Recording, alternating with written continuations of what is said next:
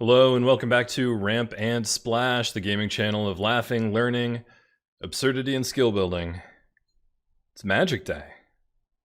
Huh? It's Magic Day. Yesterday I got up first thing in the morning and I played some Arena Cube. That video is also up on YouTube right now.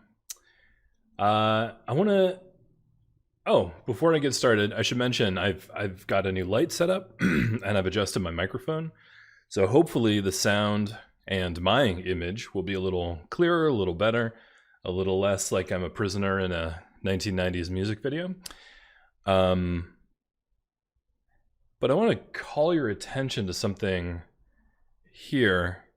500 coins for casting 20 white or red spells. I thought that was a bit of an omen this morning as we get ready to draft Ikoria. We're going to premiere draft. We'll do best of one. And it's going to be a human draft, so we are probably not going to be able to just get the nut cycling deck, but if it falls in our lap, I mean, we'll do it. 1,500 coins, or 1,500 gems down, and we're the first one at the table. All right, guys, let's go. I do kind of look like I'm living inside of a fluorescent light bulb here. This is a kind of a 1990s office space kind of look. We'll see. We'll see what it looks like once everything's rendered and end up on YouTube. I can make adjustments. Does not need to be this bright. Or this blue. Hey, it's Andy. Hey, good to see you. He says it's a stand-up comedy from the 1990s look. Well, that's the brick wall for sure. That's what I was going for. I want people to think that I'm amusing. But the lighting is has gone from camcorder with a flashbulb on it to living in an office.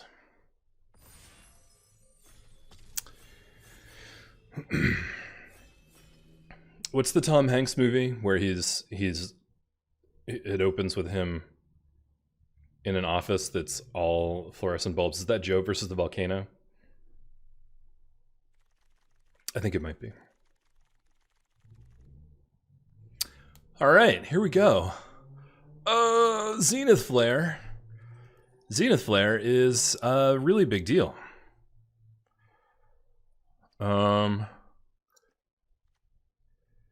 Deals X damage to any target, and you gain X life, where X is the number of cards with cycling in your graveyard. The rare we're going to pass up, I think, is each player chooses an artifact, a creature, an enchantment, and a planeswalker from among the non-land permanents they control, and then sacrifices the rest. That requires nuance. Let's Zenith Flare. All right, if we're going red-white,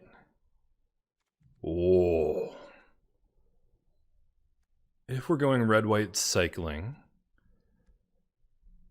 this is a terrible pack, just flat out. There is a uncommon missing. I love the Labyrinth Raptor.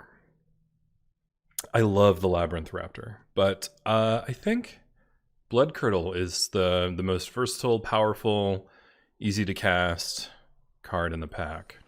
So we'll take that. Someone's gonna have a mono Auricorn deck.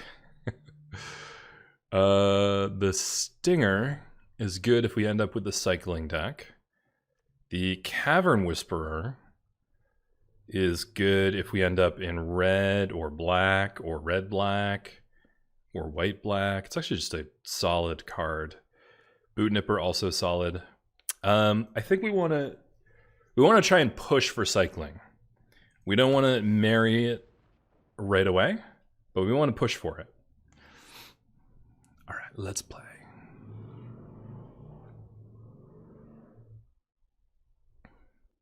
It's worth pushing for. especially if you have a Zenith Flare. And the fun thing about the cycling deck is that if you aim for it and miss, you still have good cards in your deck. It's like, Starix, Dreamtail. Looks like everyone to my right is having the same idea, so I might pivot into black-red. These two are both solid cards. This is good in black-red. I could pivot. This is probably the most raw, powerful card in the deck, in the pack. I think we'll take the Starix on a hedge. We'll hedge our bets here. Cycling. Oh, wow. Yeah.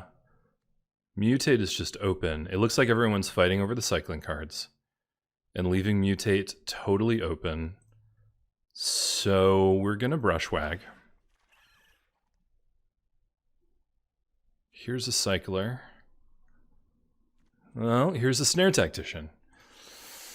All right, we'll hedge our bets back in the opposite direction.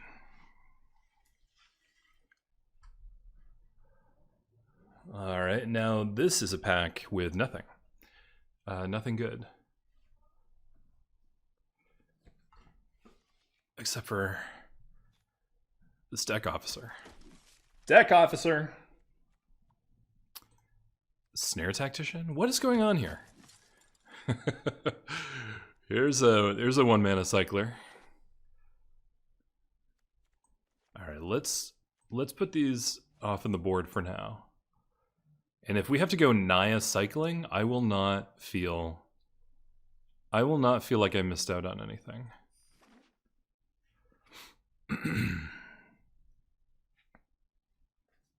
Actually, Naya cycling sounds pretty fucking great. The only problem is that these are all humans, and your mutate creatures don't really do much. I think this card is just fine. You leave up mana to cycle, and then if you don't need it, if you need to kill something, you can kill something.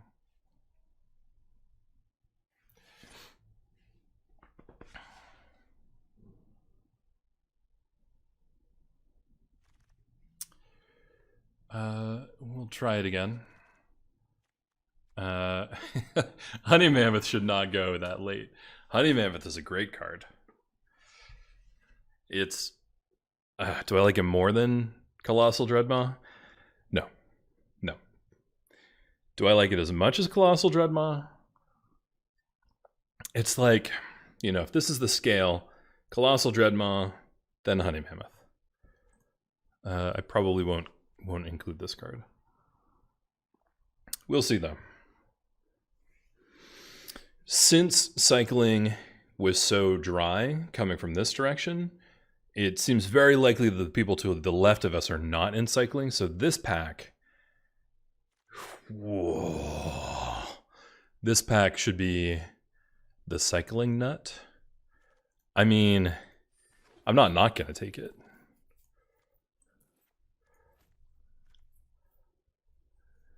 Blitz on the Thunder Raptor.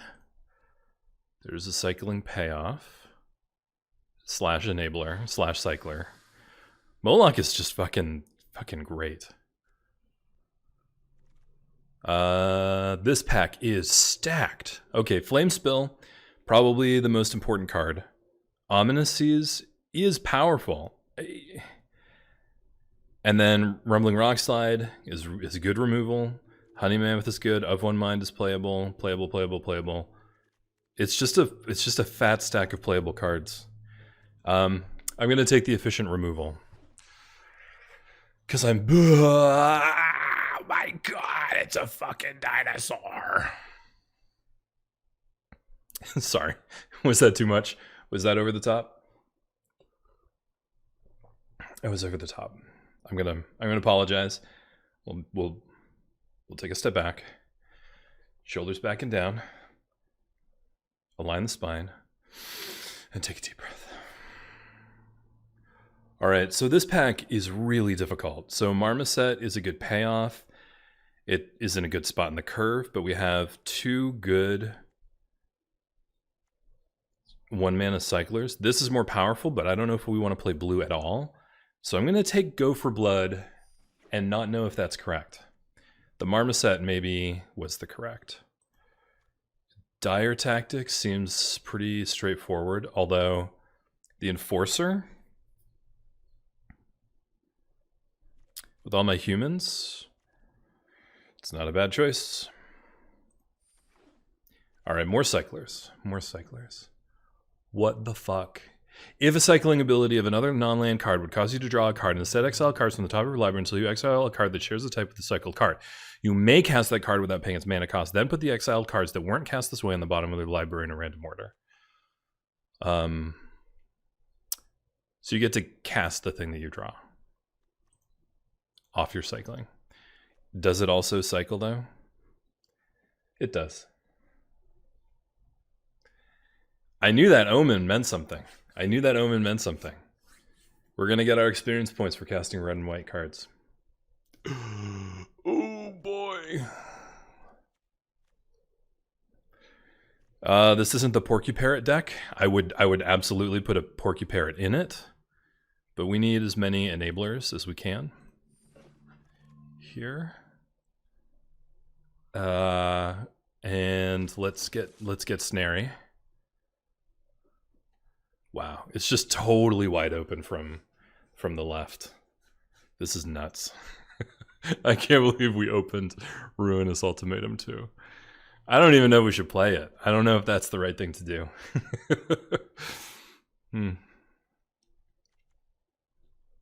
We have no fixing.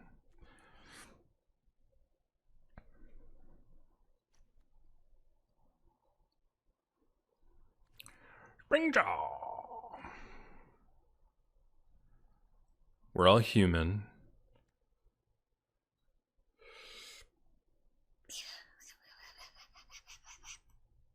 Bushmeat's okay.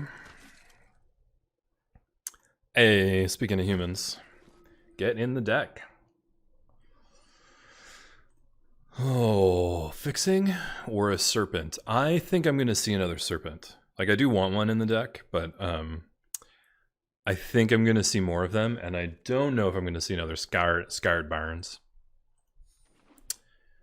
Scarred Barons.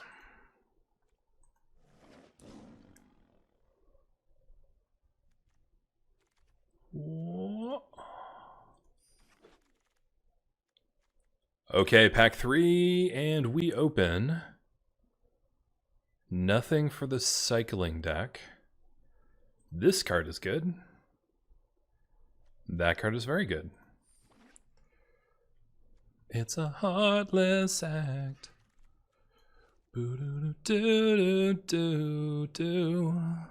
We got 2 Zenith flares, two Zenith flares. What to do?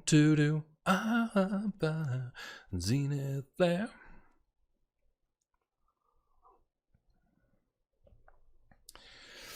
Oh. Are you also playing Arena, Andy? Is that what you're doing on a Sunday afternoon?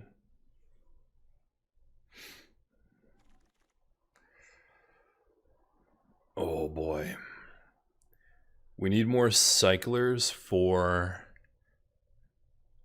our stuff. Oh, Andy says, I did my quest this morning. You know what they say? The early player catches the quests.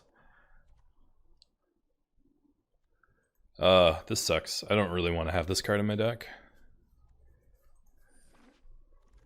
But we'll take it. Yeah. Oh, Jesus.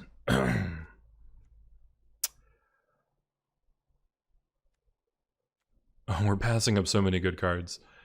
I don't even know if I want the Blade Banish in the deck anymore, because I just have better removal.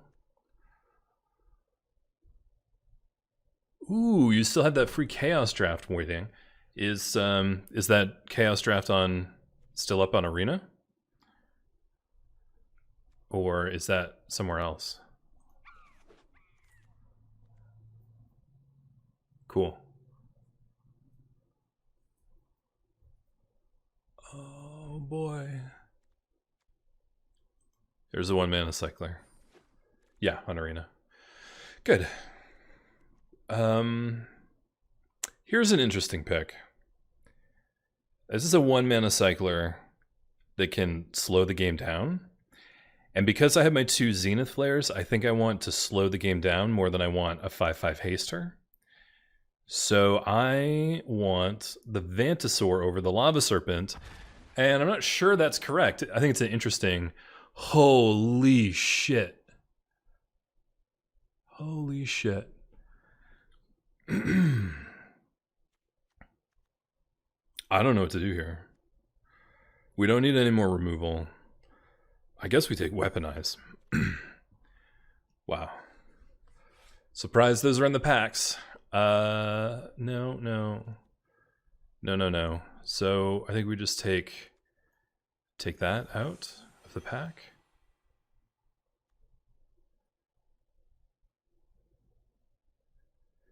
The 4th Snare Tactician is probably less good than the next cycler. That's my thought. When it enters the battlefield, draw a card.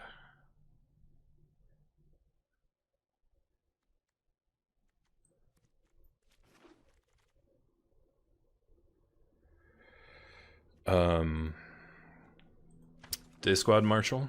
Fighter of the Night Squad Marshal.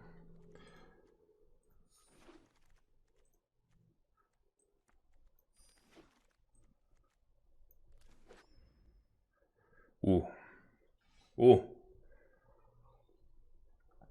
This is going to be a weird deck. I don't know how to build this deck, honestly. Let's take a look at the cyclers. You're a 1-mana cycler. You're a 2-mana, 1-mana, 2-mana.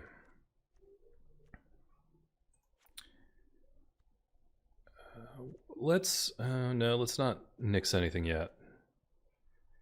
You're a payoff. You're a removal. All right, so removal. You know what? That Blade Banish doesn't look so good anymore. It's just not going to cut it. Cycler.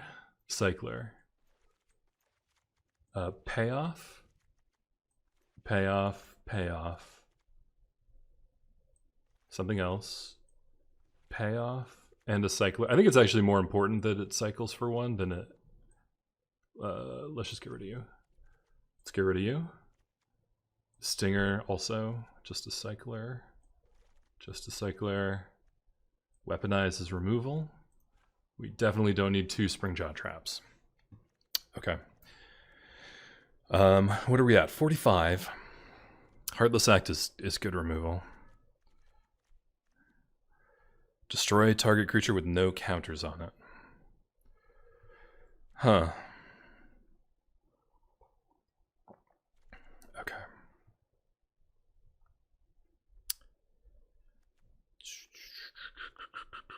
The ultimatum is almost never going to get cast. However,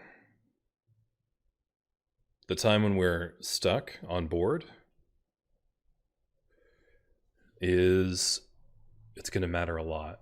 Okay, well, first of all, let's cut 2 islands. We're going to go to 15 lands.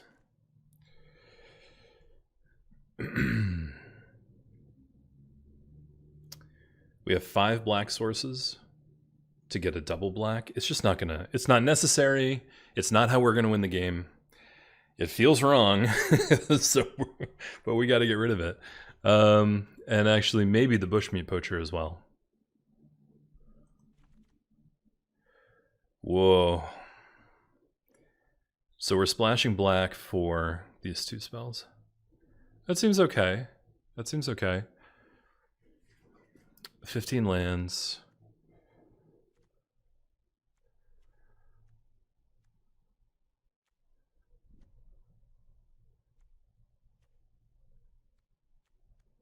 Can I get rid of a cycler? 1, 2, 3, 4, 5, 6, 7, 8, 9, 10 cyclers. Just the 10. Hmm.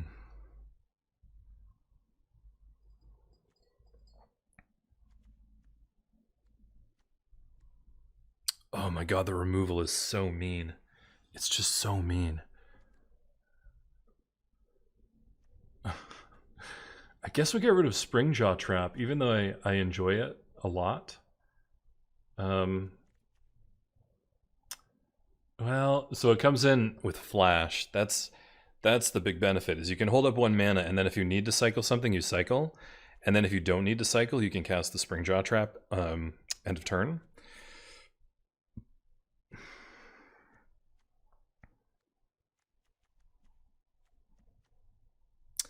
I guess this is 40. I guess this is 40. The question is, do I want a Springjaw Trap more than I want any of the other cards? No, no, no. No. No, no. Nope, nope, nope. Maybe? No. It's a good card. I'm nervous that if I ditch a cycler, I think Raking Class does nothing. That's what I think. So we got 9 cyclers. Most of them are 1 mana. All right. If it doesn't seem to be working after a couple of games, we're going to go back and revisit. Why do you still say, yeah, black for the 2 cards? Blue is just a cycler. Okay, good. All right. We can go back and edit. That's one of the things we want to focus on for the ramp drafts while we're doing deliberate practice. Part of deliberate practice is being deliberate. So we want to test things out. Magic from the truck. I don't know what that means. Magic from the truck. That's his screen name. Why don't I switch to that? You still can't see. There you go. Magic from the truck. Okay. We have our colors. We have enablers. We have everything. Let's do it.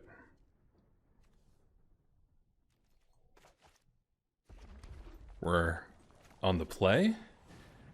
So let's get aggressive. Be aggressive. B-E aggressive. B-E-A-G-G-R-E-S-S-I-V-E. Be aggressive. I'm going to cycle this.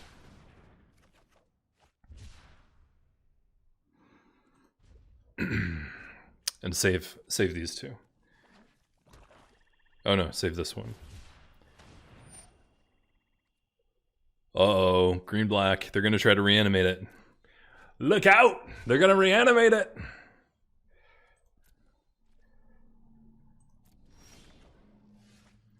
My turn. Lordy, lordy, lordy.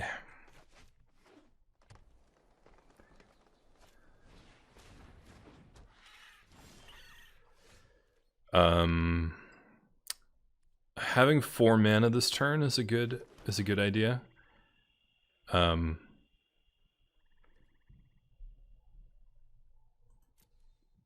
gonna attack. They can't pump it, so they're not gonna block. I'll get in for 2.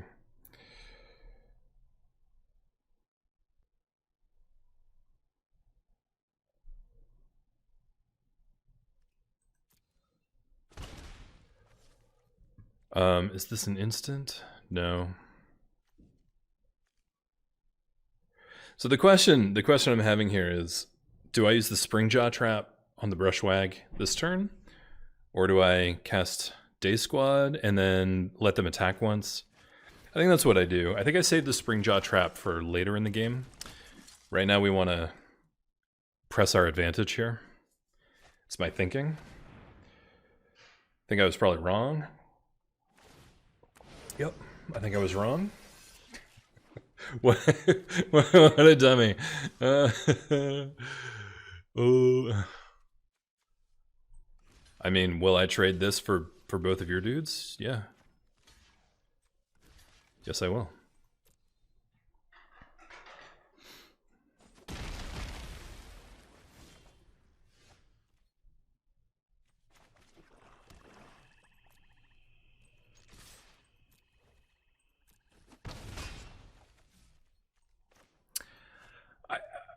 We're gonna find out if this does anything. I have no idea what this does. I mean, I know what it does. You cycle the card, and then instead of drawing a card, you cast something of the same type. But I really don't know if that is good for us. Hey, we're going to life. Okay, let's cycle.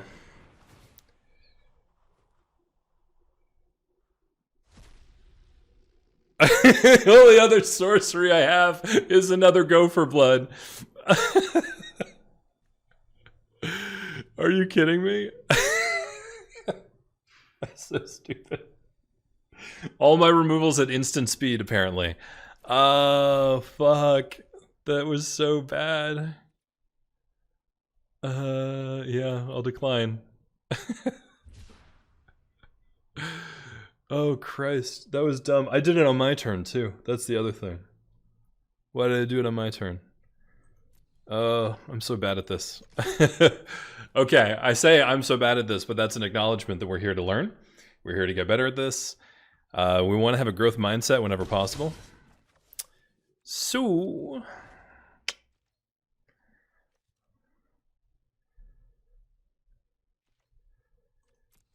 do you want to hit me for 6?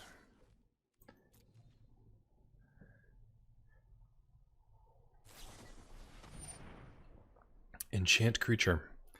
Loses all abilities. Alright.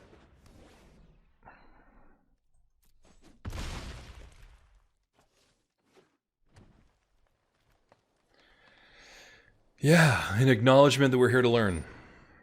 And that we don't know everything.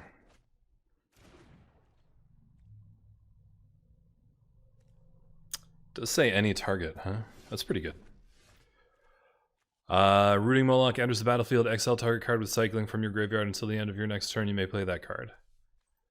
Target card with cycling? So I can go for blood again?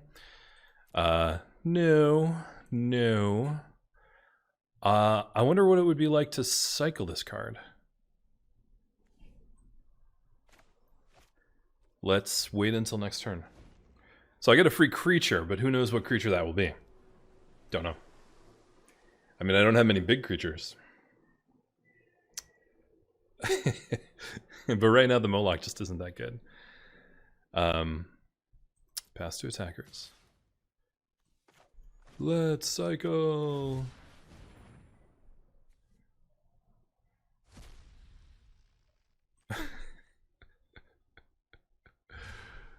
Oh boy. Well, okay. No blocks.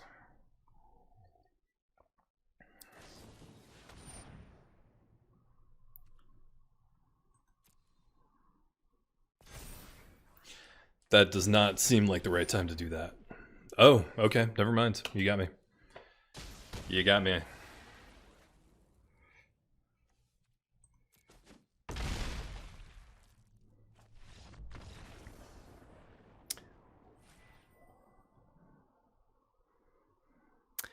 I get it now. Magic from the truck.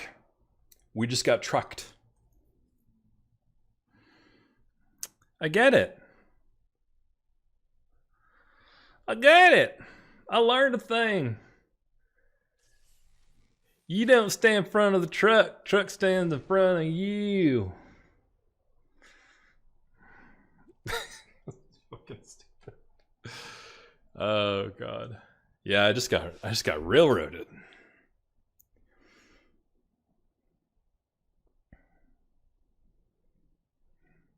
They had a cool deck though. It was a black green reanimator mutator, reanimutator. I'm totally into that.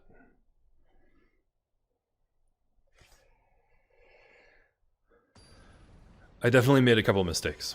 So let's concentrate here and focus on tight plays and focus on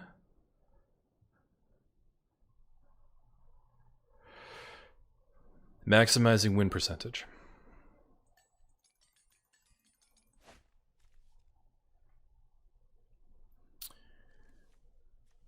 This is fine. I'm biased towards any hand that has all of our colors. But we also have a turn 1, 2, and 4 play. So, ooh. 4 play.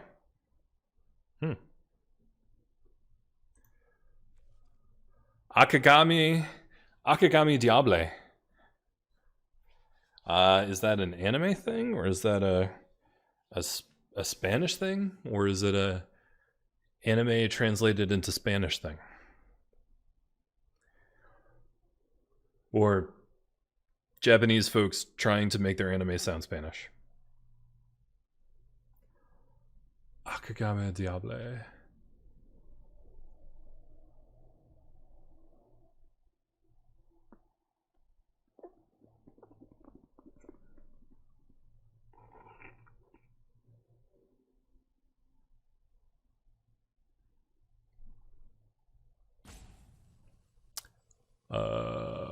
Hey, I'll take a free win. I'll take a free win. I'll also take a stool. I'll take a free win.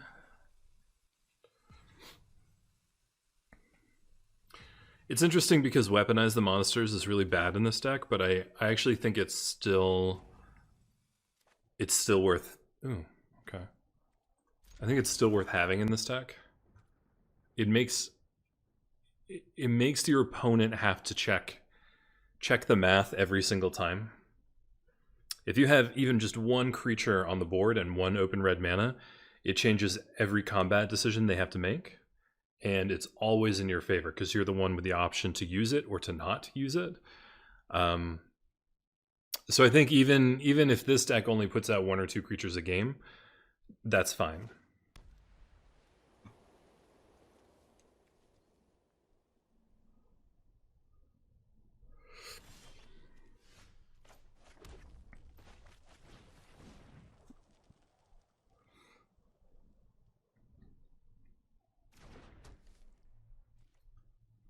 Weaponize the monsters, giving up everything. Weaponize the monsters, I'm telling you anything. Hey Stinger, ho Stinger. It's a cycle off. Akagami Diable coming out with a strong start. Followed closely in second by Rampant Splash. Who will win in this mighty contest? Who will cycle harder?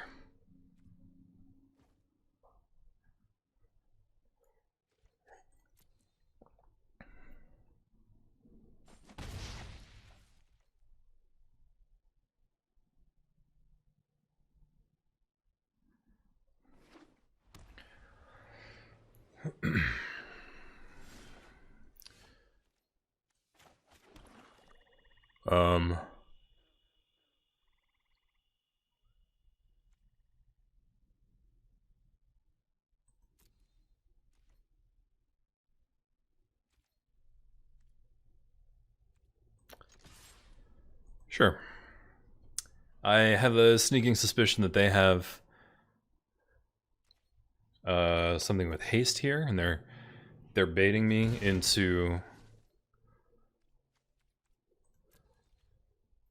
taking more damage that I'm going to give, but we do have a way of killing hasters if they have 2 toughness. Yeah.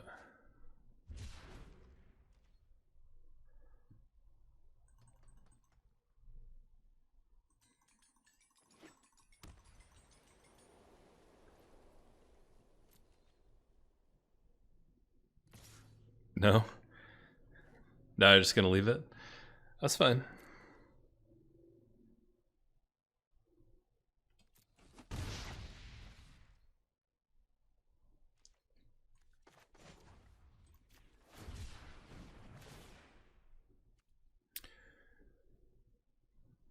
Gonna deal the damage.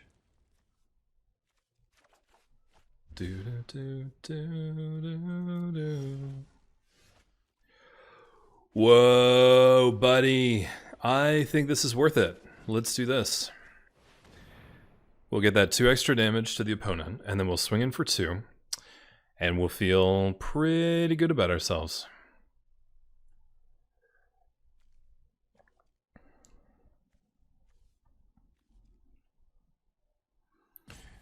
I think they're trying to decide if they want to use their cyclers now to do 1 damage to me per while the thing is on the board. Yeah. Or save them for when they have better enablers. Because Strand the Stinger's good over the course of the game, but you don't just cycle everything just to get 1 damage per. Because you want to save those enablers for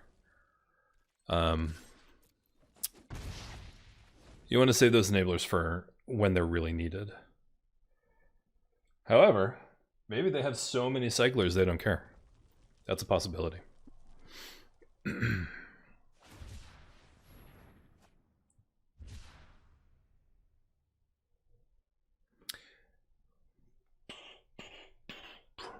Maybe they have so many cyclers. Which, to be quite fair, we don't have. We are in deep doo-doo here.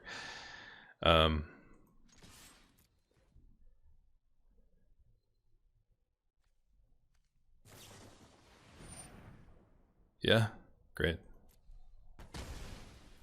Put it in the bin. That's another one for Zenith Flare. All right, let's go Day Squad. Let's go Day Squad.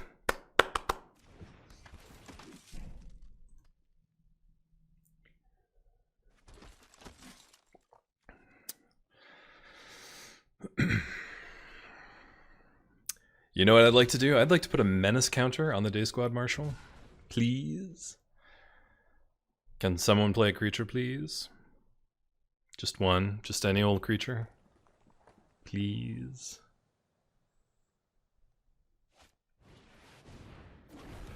Ooh. Wow. No blocks. That's fine.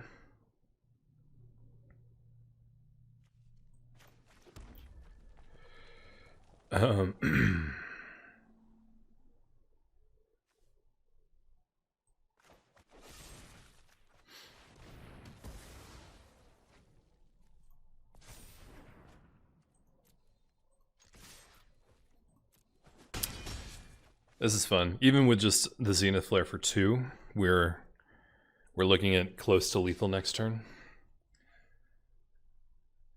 With the weaponize.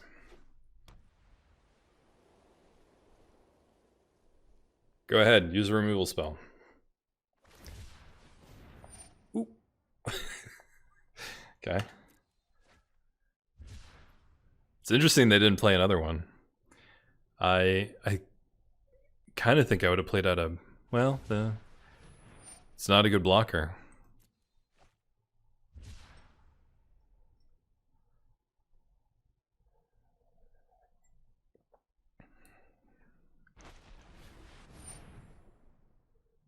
What? That's it?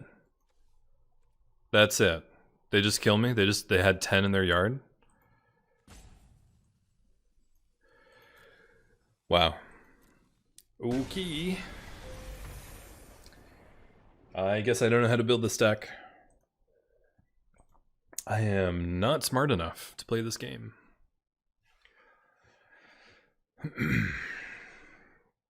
That's not true. That's the kind of thing that you say and then have to immediately challenge because you are smart enough to play this game.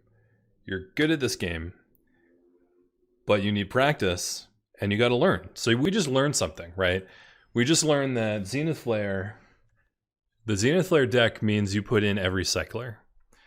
It means you take out good cards to put in bad cycling cards, which I hate. It feels very wrong, but we're gonna start doing that. which cards do we take out for cyclers? We take out Day Squad Marshal.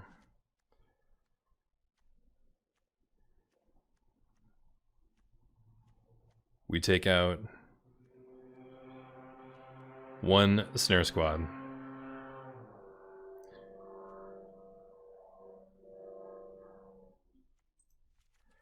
Feels wrong, but I think it seems right for this specific deck in this specific context. Because I have 2 Zenith Flares. Oops, sorry about that. I have 2 Zenith Flares and they matter, right? Those are the finishers. So we're going to try taking out our creatures. We're going to cycle into those creatures anyway. We're going to have our 2 Snare Squads, or whatever they're called. We're going to have those coming up because we're cycling our cards.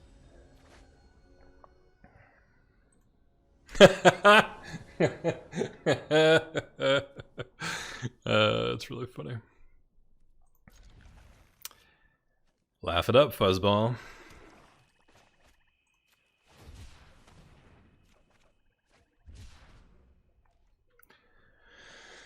Wow, that really made me feel bad because I really had them like dead to rights, and it just turned out that I didn't. Like, I just didn't. So I didn't enjoy that.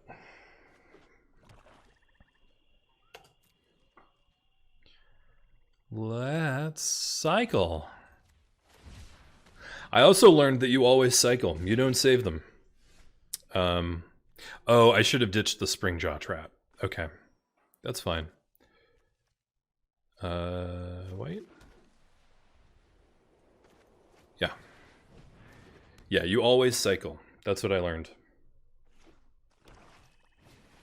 Because the goal is to get them in the bin. It's not to use them as a resource. The goal is to get them in the bin.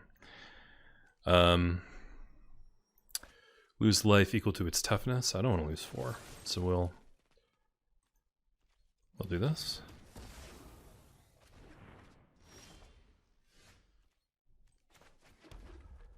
And we'll pass.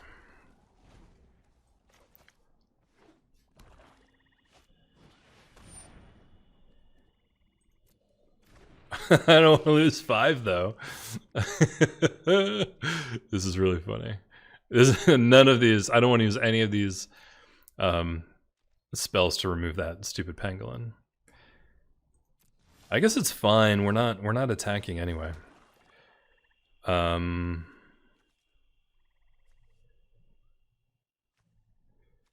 I think we just pass the turn here. Wait for a real threat.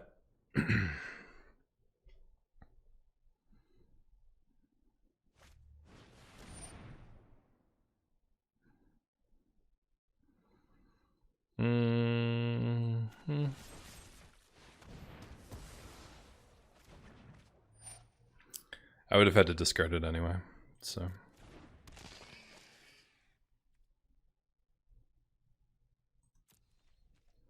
And they would have swung. If I hadn't used it, they would have had haste and come at me with a 4/4, so. Okay, always be cycling. That's what I learned.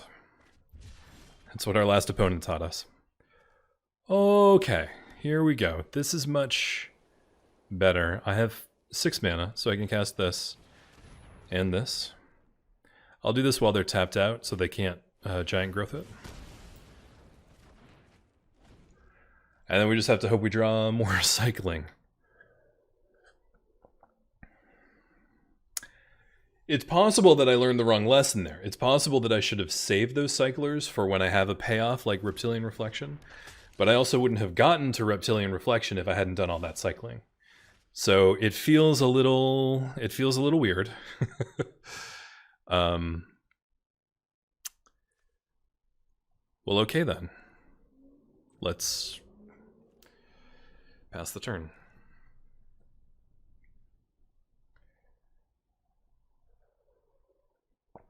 I'll definitely ditch the Spring Jaw Trap. when we go back to sideboarding. If we get a chance to sideboard.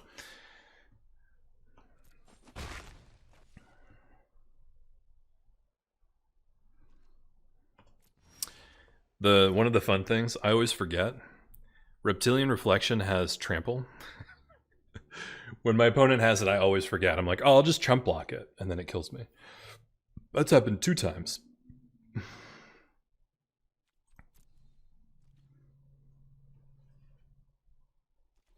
It's happened 2 times. Twice, it's happened 2 times. And twice, and then we know.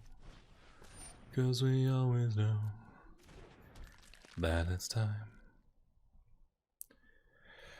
Are you gonna try to mutate something?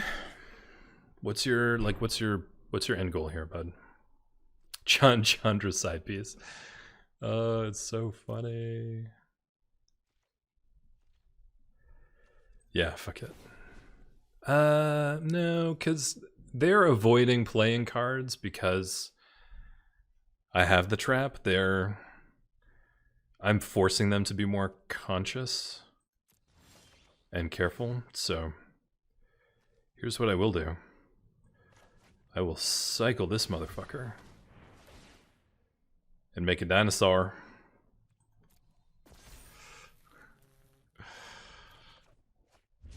Oh, yeah, that's really good. Dreaded Stinger's really good. That's a really good draw.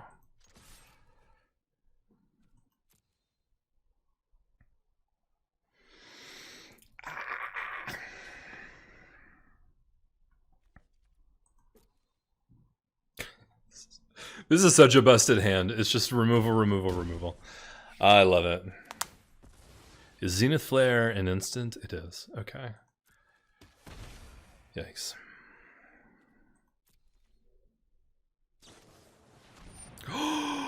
No!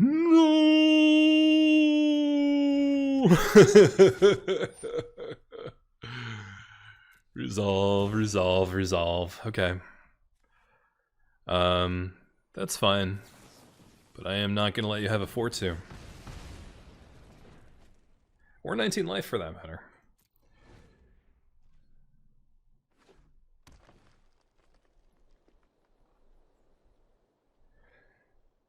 Wow, that was a good turn for them. That was a real tight play.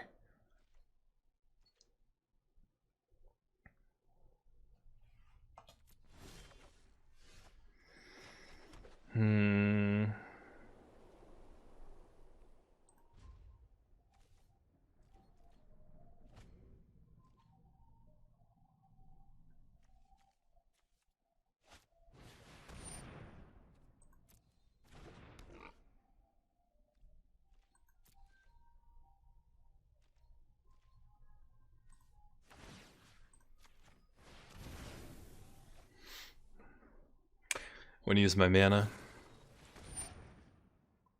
Whoa. Okay. Okay, lifelink, real bad. Okay,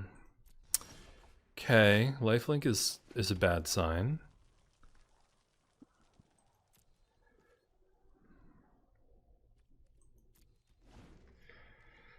I don't think we can let it hit us. I think if we let it hit us, we never recover.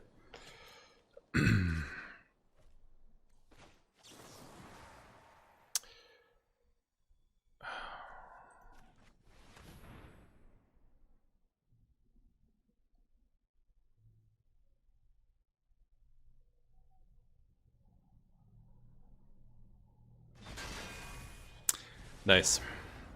Cool animation too. Cool animation. Cancel. Right. That was their turn. Oh, super gross. Okay.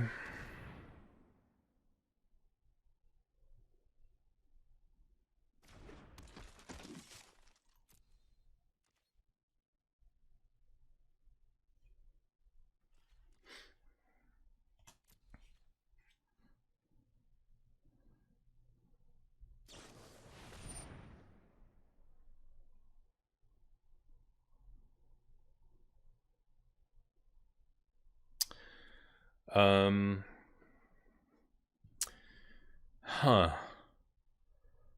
I could destroy that, gain 4 life.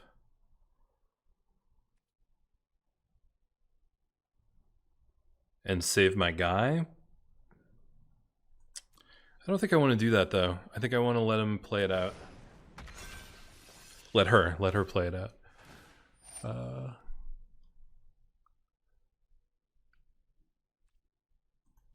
Yeah. This way I kill both creatures if I Zenith Flare it.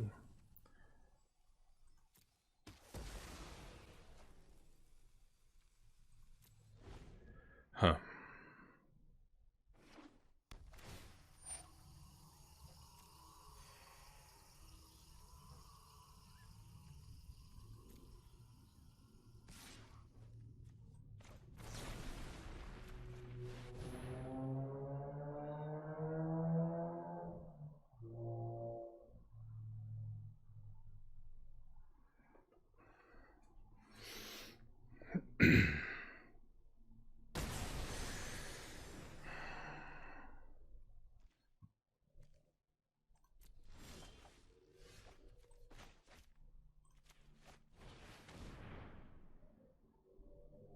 Oh, where were you last turn when I used my really good card on on a stupid flyer? All right.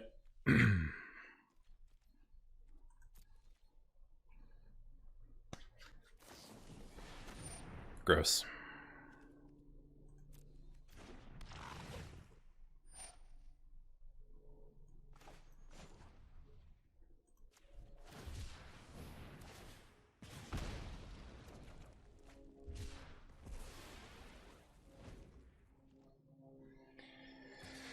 Oh boy. Oh boy, oh boy, oh boy.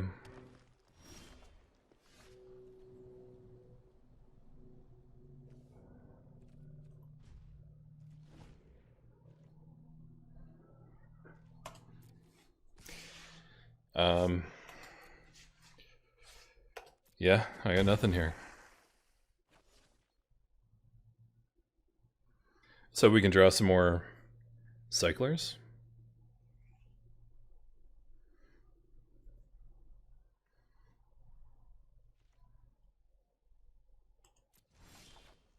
Nope.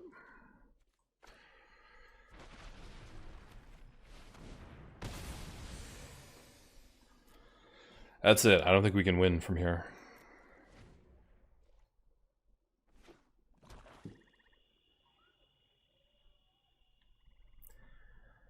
Whew.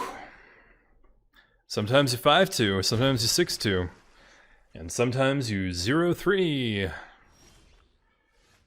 Yeah. That's that.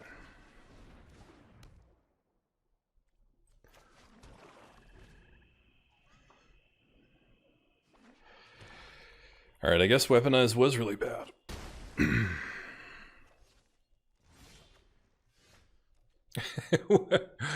Oh god. No, well, so let's see what card we get.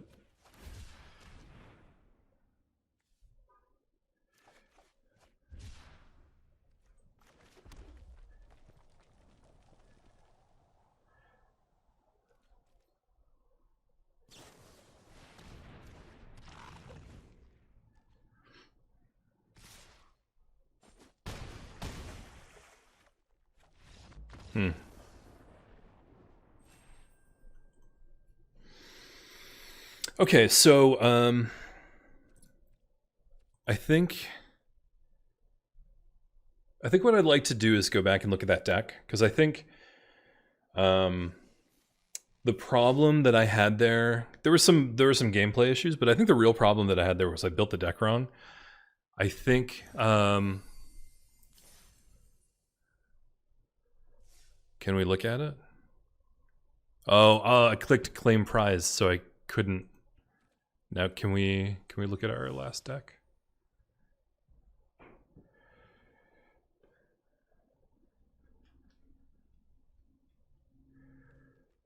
All decks.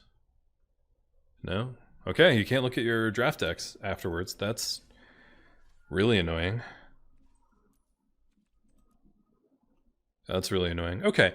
Well, anyway, I think cards like Weaponize, I said it's at its worst, but it is still a really good card.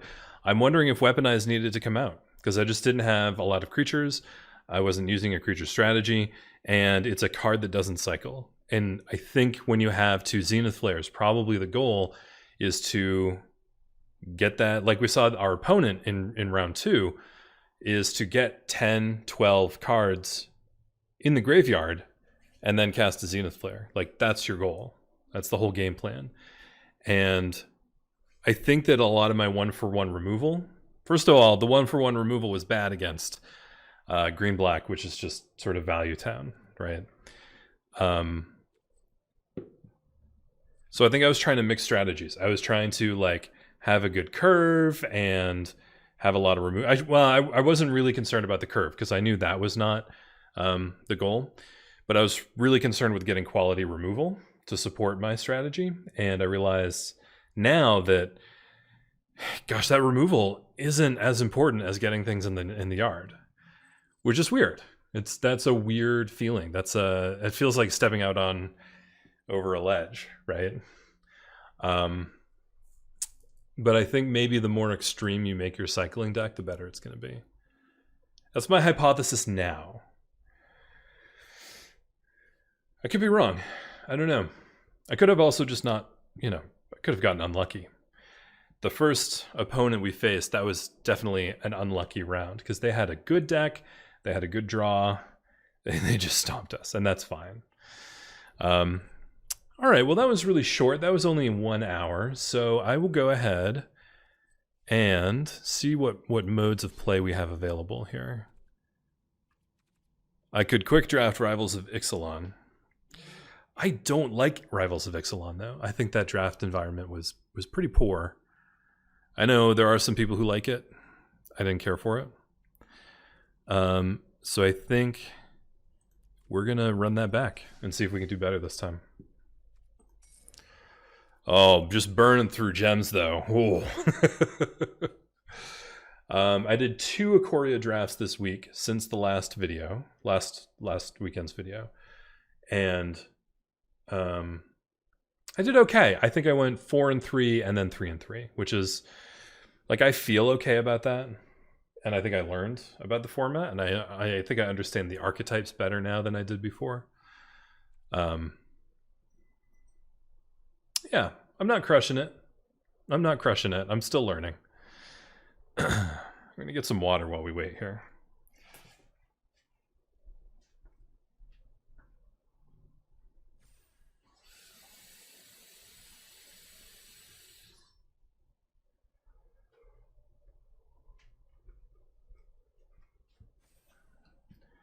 Okay. We have H2O. We have a table. We have opponents. And we are going to cast some spells. Part of the other thing that's happening with this format is that I feel very comfortable with Mutate. Mutate is something that clicks with me. That's the kind of gameplay that I usually like to be playing. And the cycling deck is like, is the kind of Magic that I don't feel comfortable with. That's not what I usually play. That's not usually my jam. It's like I would never play a Storm deck, ever. I've never played a Storm deck. I have no interest in playing Storm. I have no interest in playing a draw go deck, that sort of thing. Wowzers. Anyway, so I feel like maybe I should lean Mutate when it's necessary. Or when it's available, because it fits my playstyle, right? Playstyle matters. Weaponize is just the best here. Savai Thunderman is a good card. It's sucking us right back into cycling, which I just said maybe we shouldn't do. But it's also just a good card. Huh.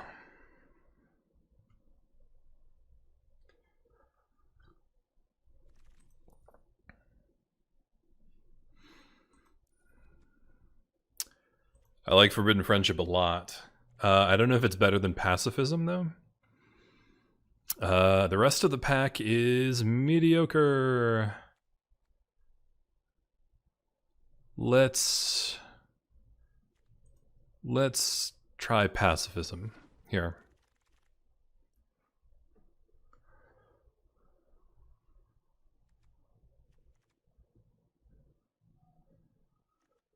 Draenith Healer is okay. The rest of this pack is mediocre.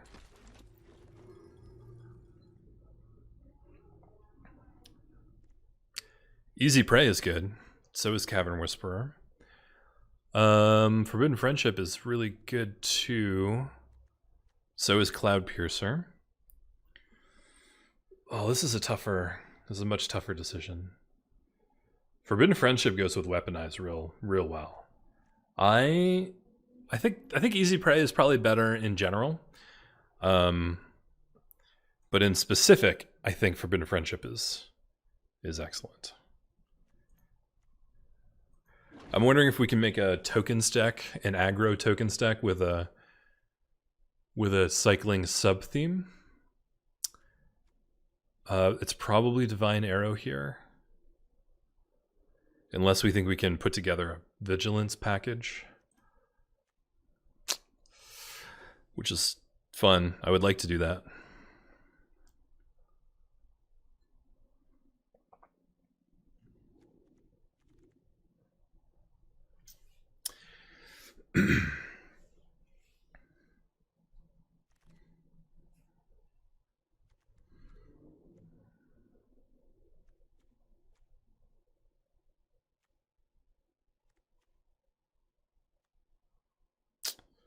Tough call.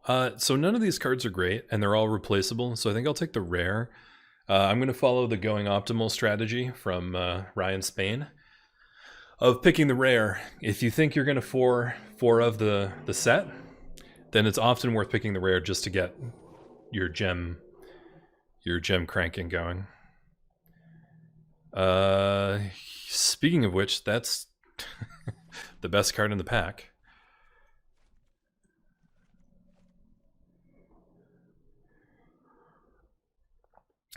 Even off color.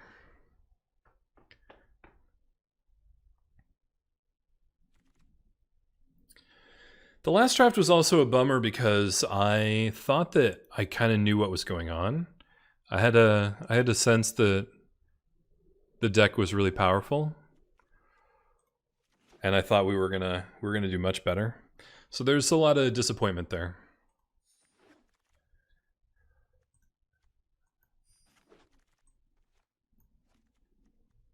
And I just need to try to not let that take over what I do now. You kind of have to shake off the last draft and not start making shitty decisions just because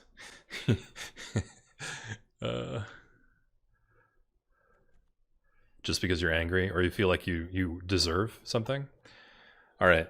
At the beginning of combat on your turn, exile target red, white, or black creature card from your graveyard. Create a token that's a copy, except it is 1/1.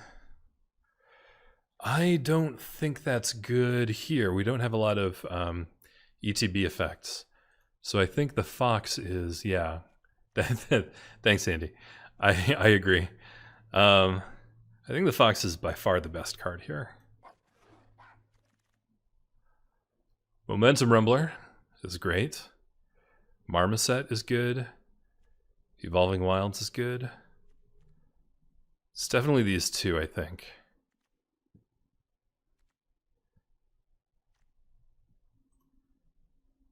Let's Marmoset. Marmoset what? Let's Moloch.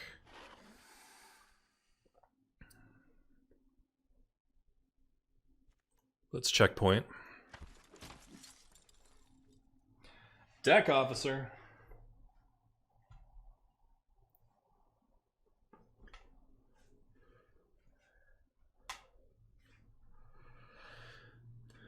Yeah, it's it's tough sometimes. You look at your deck and you think, oh no, this is the nut. I've got the best deck. I'm going to do so much better this time than I normally do, and then you 0-3 it.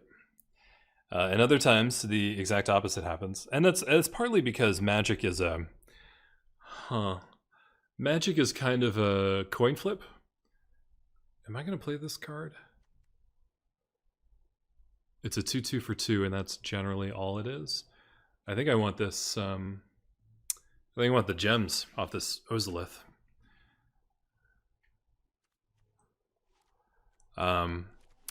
Magic is mostly a coin flip game. We're talking, oh yeah. We talk about it as if there's some amount of certainty, but it's actually close to 50-50. The better players are winning 55% of their games, and the poor players are winning 45% of their games. So it's often just like flip, flip, flip, you got 3 wins. Flip, flip, flip, you got 4 wins. So it's possible that the deck that we just played is as good as it looks. It just, we got unlucky, or I fucked it up. It's really hard to know. I feel like we have so many humans, we're not going to mutate very much. But it's a 4/4 vigilance for 5, and that's pretty good. That's pretty good. Wow, Fire Prophecy.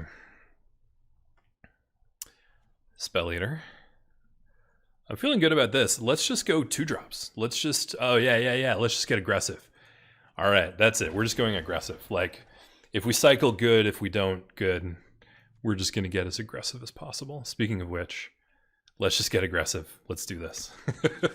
Let's fuck them up. Do we have a Pyroceratops? Should we Blister Split? Let's Blister Split. Aggressive.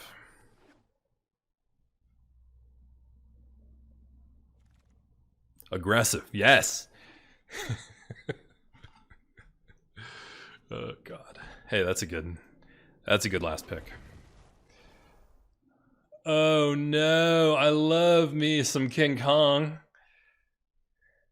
Damn. Damn. When you cycle it, put a lifelink counter? Fuck yeah. 3/3 for 3 with lifelink? Fuck yeah.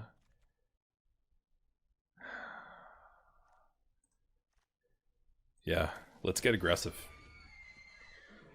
So what I really want now is 2 more Forbidden Friendships and 1, I don't know what it's called, but it's the mass pump. It's the +1, the +2/+1 for all your creatures.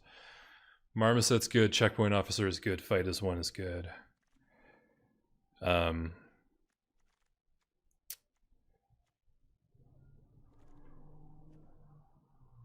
Let's look at the curve. We have some 1-drops. We have removal. We have some creatures. Fuck. This is tough. These 3.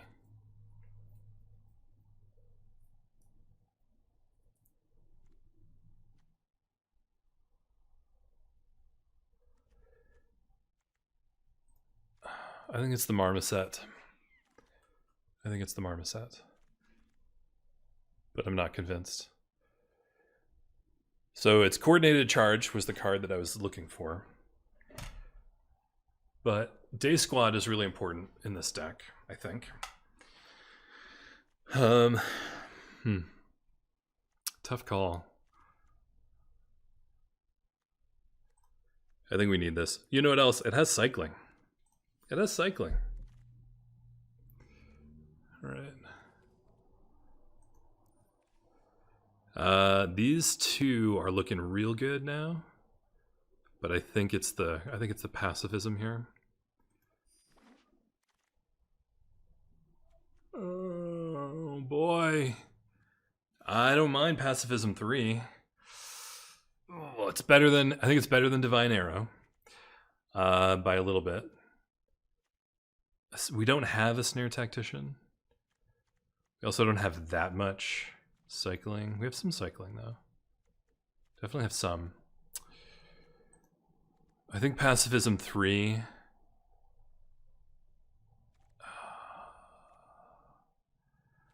No, I think tactician 1 is better than pacifism 3. Fuck. Fuck.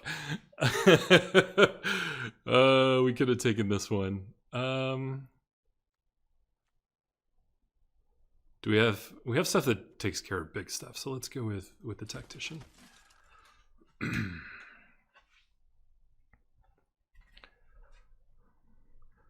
Just another frenzied raptor. Whoa.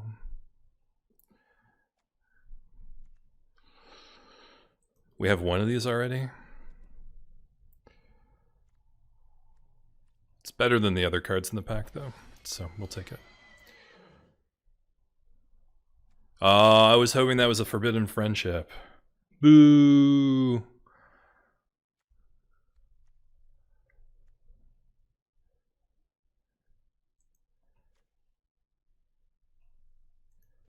Yeah.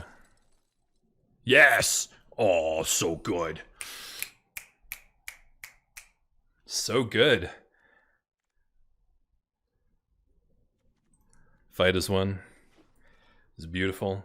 Oh, it hurts. Oh, it hurts. Oh, it's so good. Oh, fuck! So open.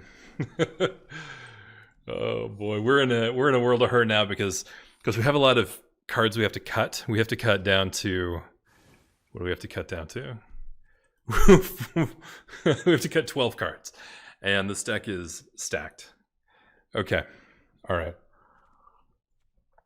Let's cut Blister Split for now. Well, hold on. Let me pull out the removal. That is a spell. Creatures, all creatures, all creatures. That's a spell. Creatures, creatures, creatures. Spell, spell, spell, spell. I forgot these are all sorceries. So Blister Split is looking better than ever, honestly. Solid Footing is out. That's easy, we got rid of one. Solid Footing is out. So these are our turn 1 and 2 plays. We got 7 of them, 6 of them. It's pretty good.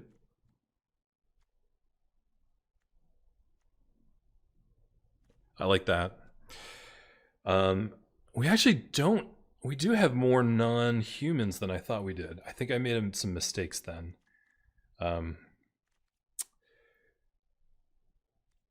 Because the fun thing about Forbidden Friendship is that it creates a human and a non-human, which is great for both mutate and fight as one. They become indestructible 2/2s, which is rad. Wow, what do I get rid of?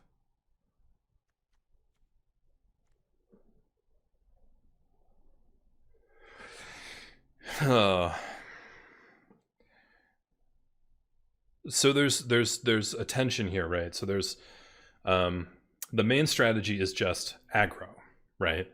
Low to the ground, let's do damage, get in as many times as we can, put them on the back foot, and then we drop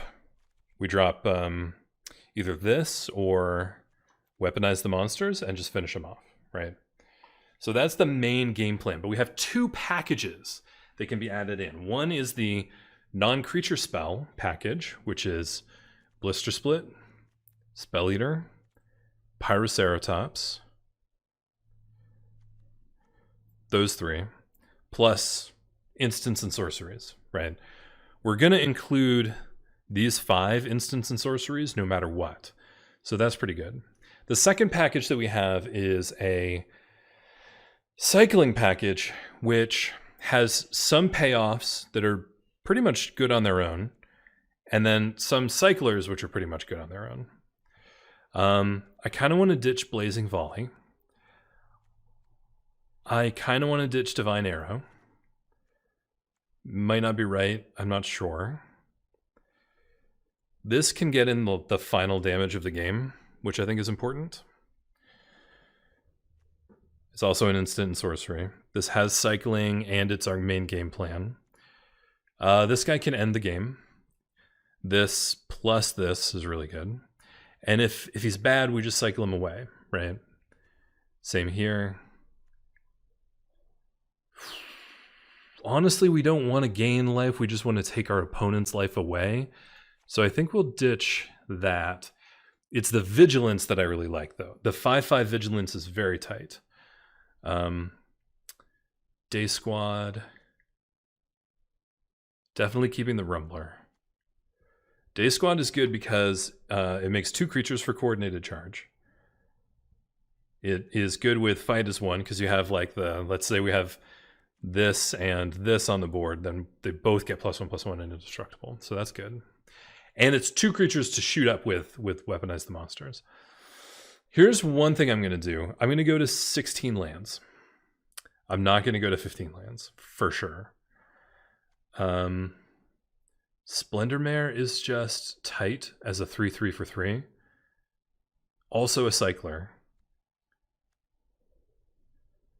Yeah, that's just a really good card. Marmoset as the 2/3 for 3 with first strike is just good. But we'll also have some cycling that we can use as combat tricks. Spell Eater is pretty good. The thing is, it doesn't count enchantments or artifacts. So what is an enchantment? Just the pacifisms? And the fight is 1. Okay. This is tough. The Fox. Checkpoint stays. He's pretty good.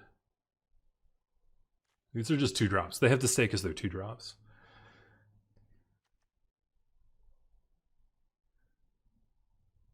Damn, we still have to get rid of 7 cards. Okay. Well, these are 2 drops too.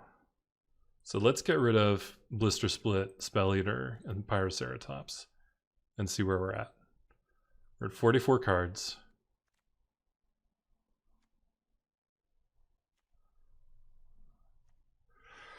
Turning one of our 1/1s into a 4/4 and then gaining 4 life is really nice. For 3 mana, that's really nice. But then we also have this and this to mutate onto. God, this is one of the hardest decks I've ever built. We're keeping these. I guess we'll ditch the Spontaneous Flight for now, and then if we're having trouble getting the last damage in, we can bring it in. These are all kind of the same. They're just kind of our fat guys. Human and non-human both gain. I think that's good. I think we have a good mix of human and non-human. I wonder if Perimeter Sergeant is not that great. Yeah, let's get rid of a Perimeter Sergeant.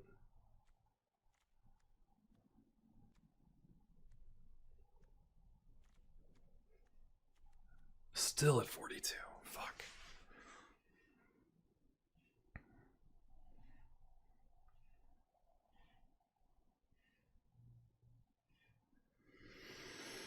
I'm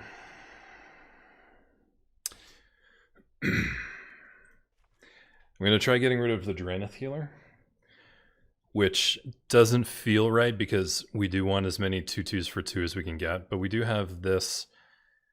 We do have, we have 5 of them here, essentially. And actually the Fox is often going to be a 2/2 for 1. Okay. Keep. I think keep. I think keep.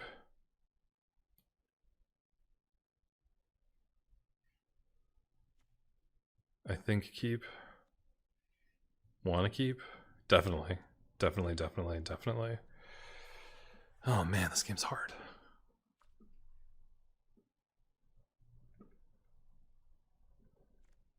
Snare Tactician's great because it draws removal from your opponent. So we don't have that much cycling, but they don't know that.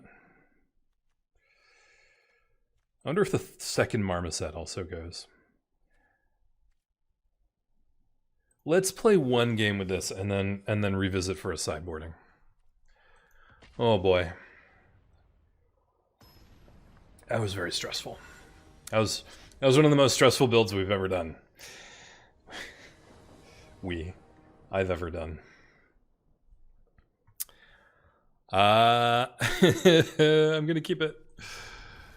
I don't know if that's right.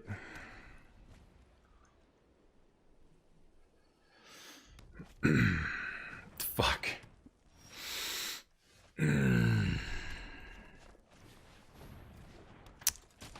Fuck.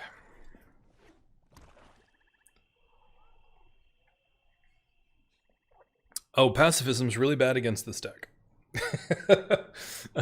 Pacifism sucks. Specifically against this deck. Lifelink. It's fine.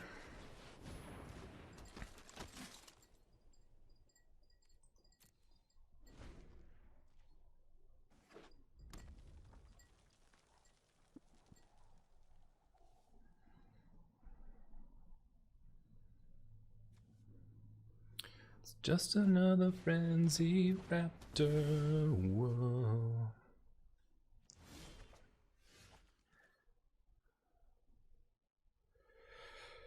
Yeah.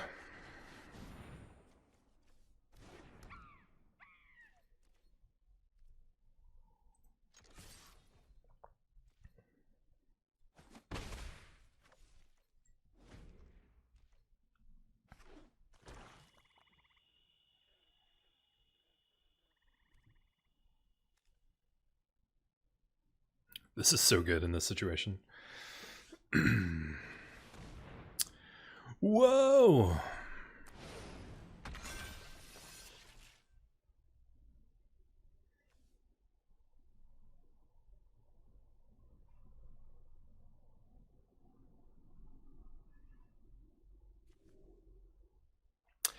It's a good pacifism target. Because they're not going to bother to keep mutating onto it just to get the draw card discard. This isn't fun.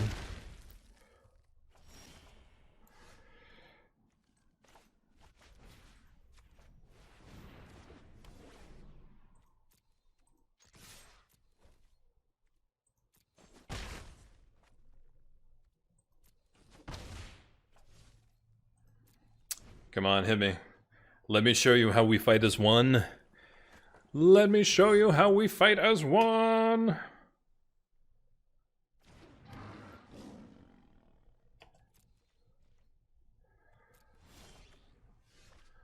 Let me show you how we fight.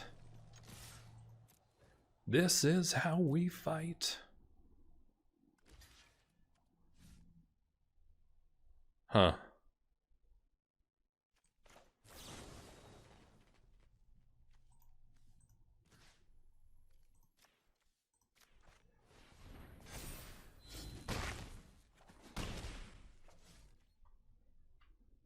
Oh, he didn't block. What did he do? I thought he did something. I just fucked that up really bad. I thought he blocked. Did he block and then unblock?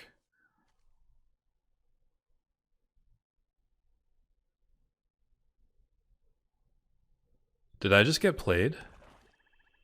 I think I just got played. You decide to block and then you quick snap it back and then you hit OK. And then your opponent thinks that you're blocking. Is that a thing? Am I supposed to be watching out for that?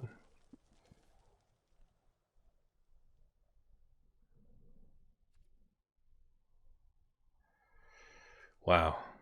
Okay.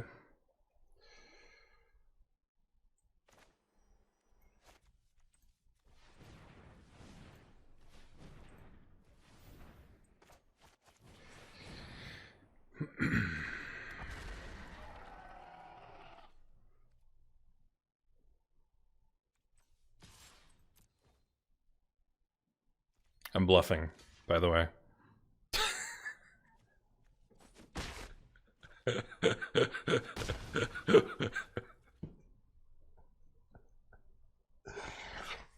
So when I had all my mana up, he blocked, then unblocked. I did 2 extra damage. And then I'm absolutely representing a cycling, which will kill his dude, and he blocks. I don't understand what just happened. I really don't. I just got fucked up.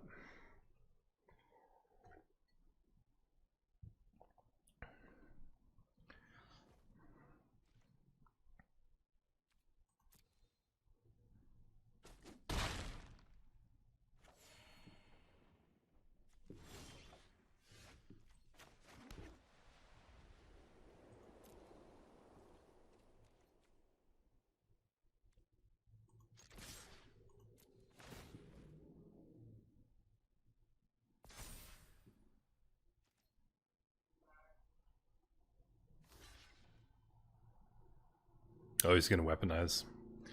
That's fine. Wait, I did it again. I don't understand. I don't understand what's going on.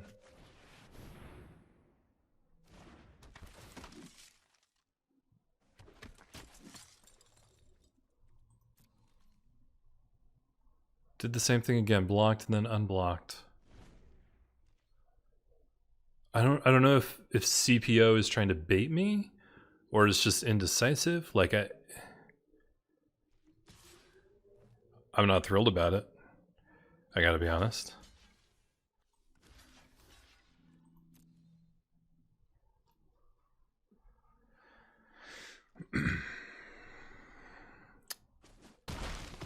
Hey, Tigerilla.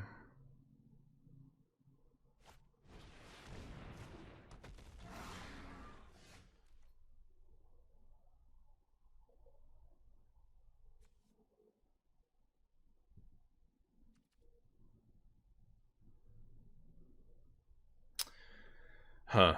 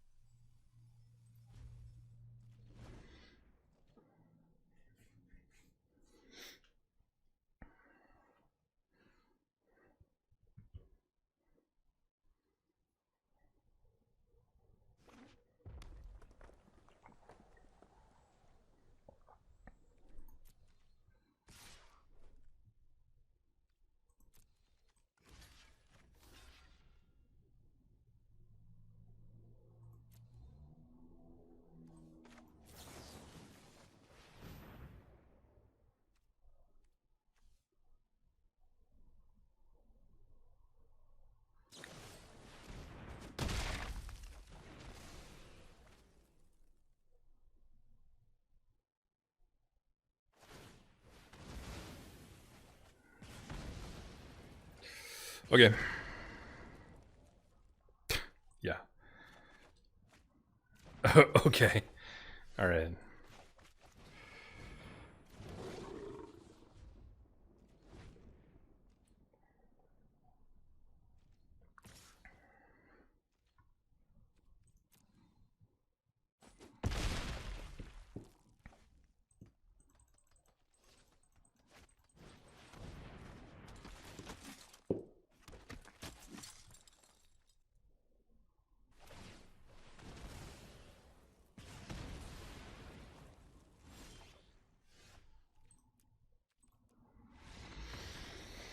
All right. Okay.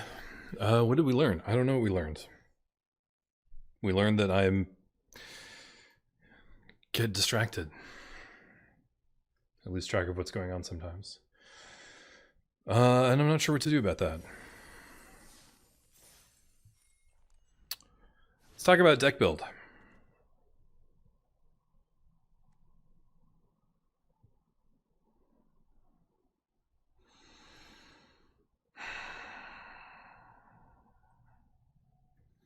What do I need to put my opponent on the back foot in this format? That's the question.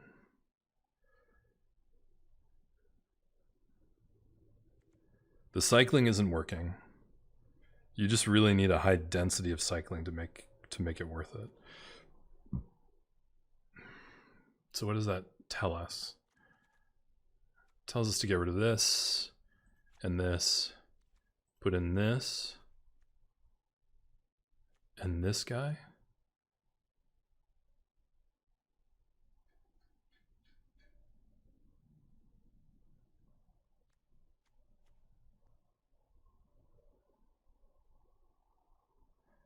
Get rid of this, put in this. Just to see what happens. We're going to see what happens.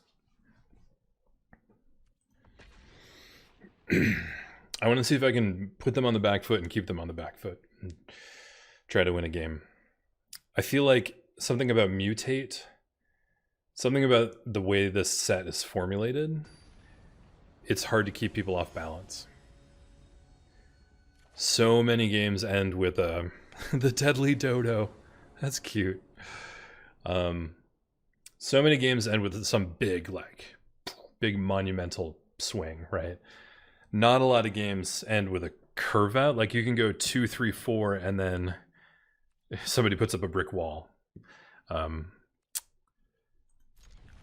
This is all right. We have these two to start.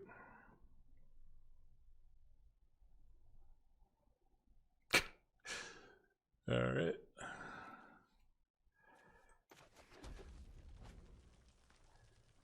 Each non-land card has a different name. That's cool.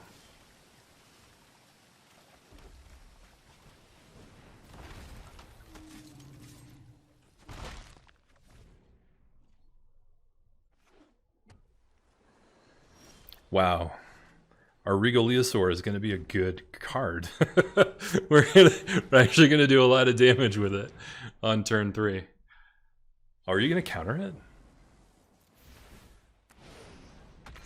They have an instant of some kind. We'll see what they do. Okay. Okay.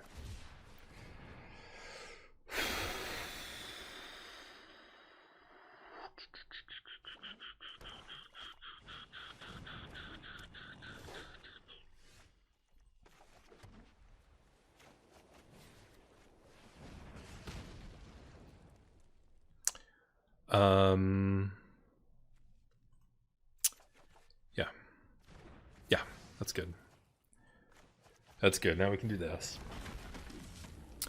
So far we've successfully kept them on the back foot. Let's see what happens next, though. If they don't play 2 blockers, they're donezo. I smell a counter spell.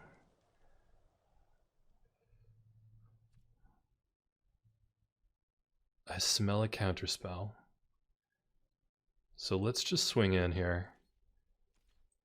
I mean, I could make them have it, like, have the counter spell or you lose. Because it's possible they could board wipe me out of existence here.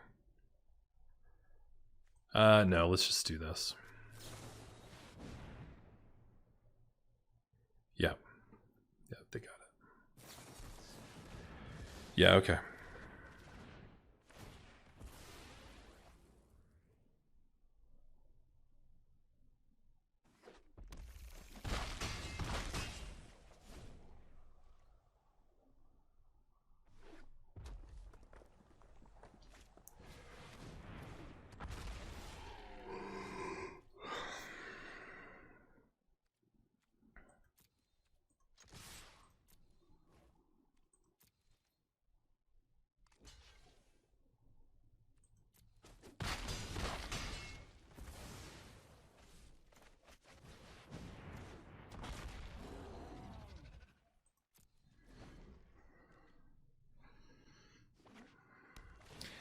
Okay, they've been on the back foot, down to 3 life.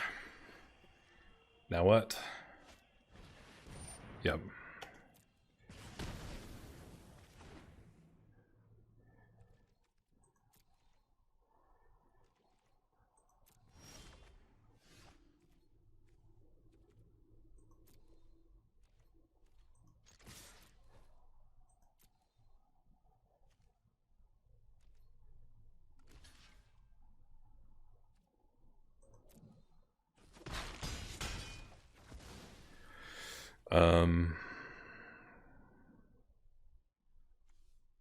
This card forces them to have two answers.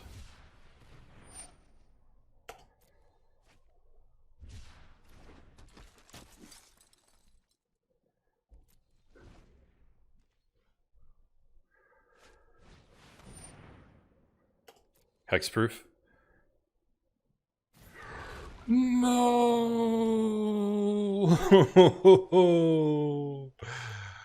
Oh no.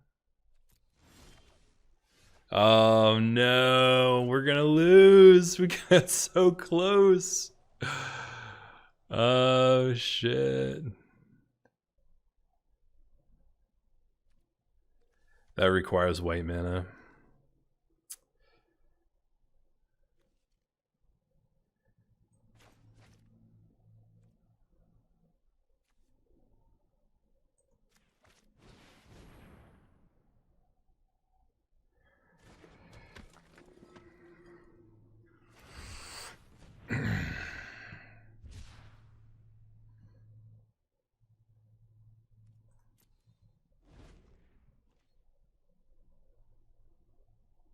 Now they have to play a blocker, or they lose, which I think they can manage, considering they have Lutri.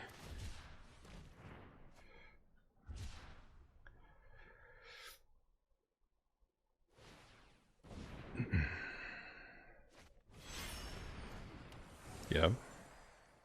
Not for value, though. That's pretty cool.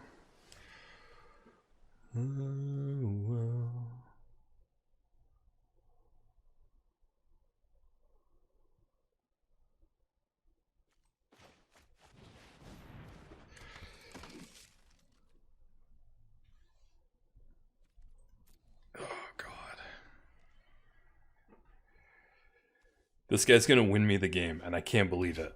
I can't believe he's gonna win me the game, but he is. So we only need to get one creature through to win the game if they're all 2 power. Oh. I don't know if there's a mass bounce spell. Oh my god, that was hard fought. We've been playing for almost 2 hours, and that was the first game that I've won. Holy shit. Holy shit. Okay. We won a game. We won a game. Whew, concentration, tight plays. Tight plays. Also, a lot of luck. A lot of luck. Okay, how many packs do we have? Do we have 10? How many packs? Load the screen. Load the screen, fool.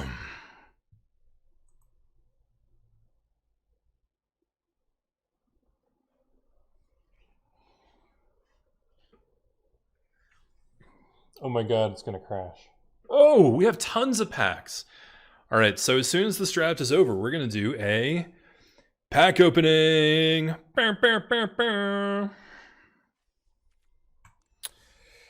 Resume.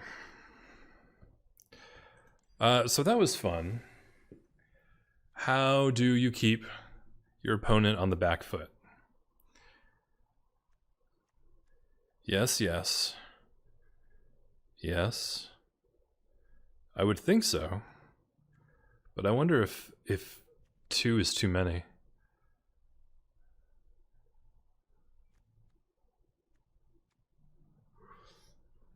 This thing gets in. How many creatures do I have, though? 1, 2, 3, 4, 5, 6, 7, 8, 9, 10, 11, 12, 13, 14, 15, 16, 17. I have 17 creatures.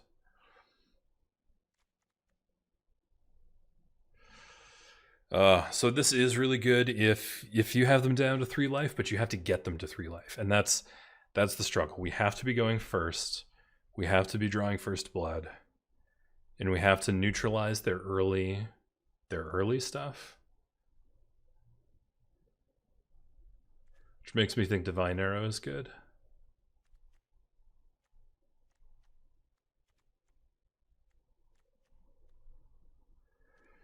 Is it better than a snare tactician? Let's see. We're gonna find out. We're gonna find out.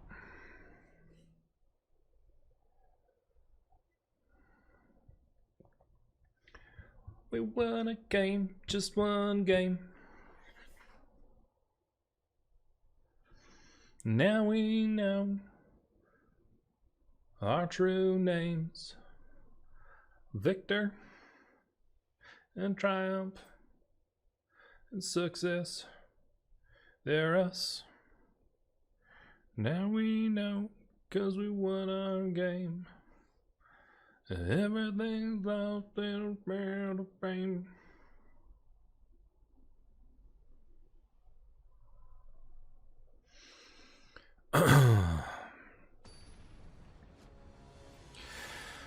Oh, Blackthorn. Sound like a mercenary. Okay, keep 7. Good turn 2 play. Very intimidating. Oh, I think they're done. I think they're done for. As long as we can draw a land.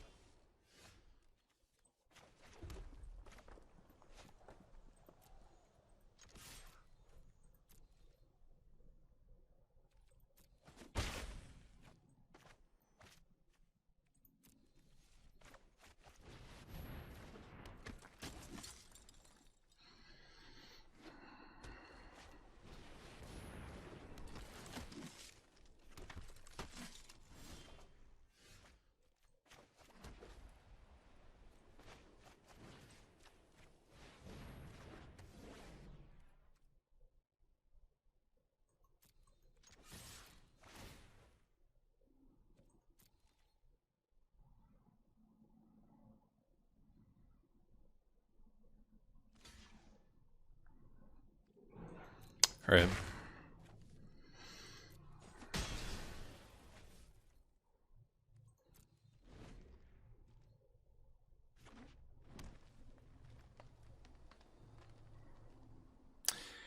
Yeah, this isn't looking good.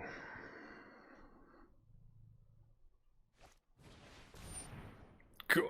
Okay.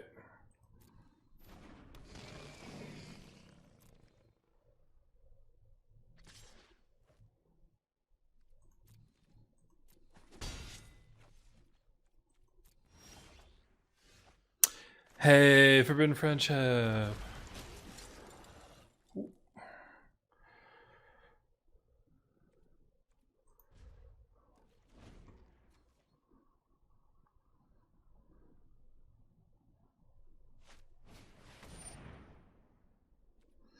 Yeah, we're done. We're done.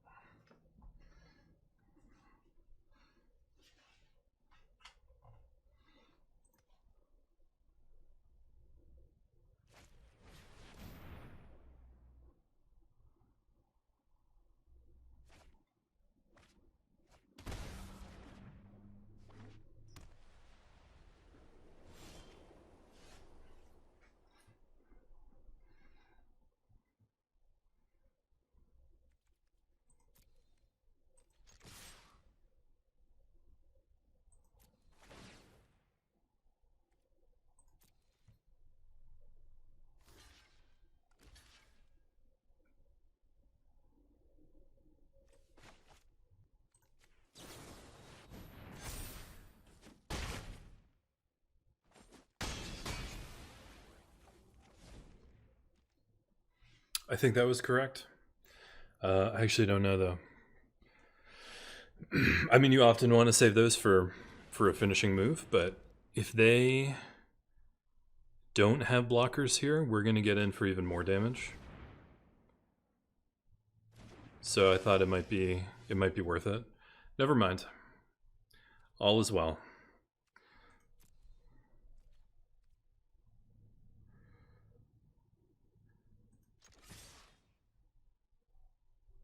Let's ballroom blitz, baby.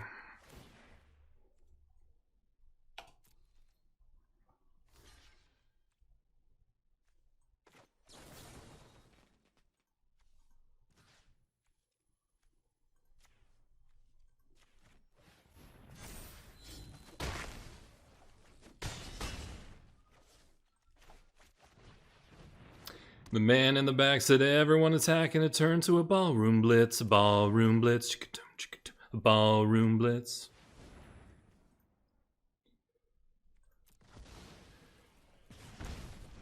A ballroom blitz.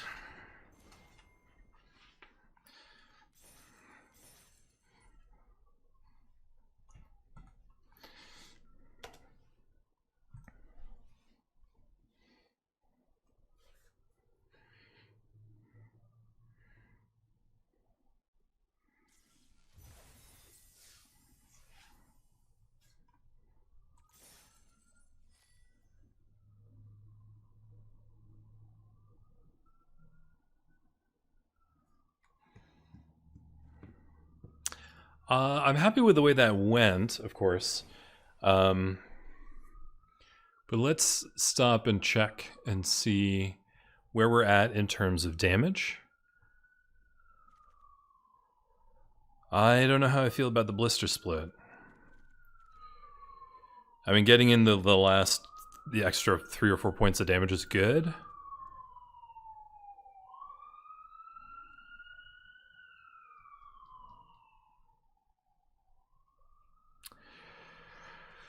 Oh my god, I live in the loudest place in the world. I mean, I contribute to that. Fair. I contribute to it. But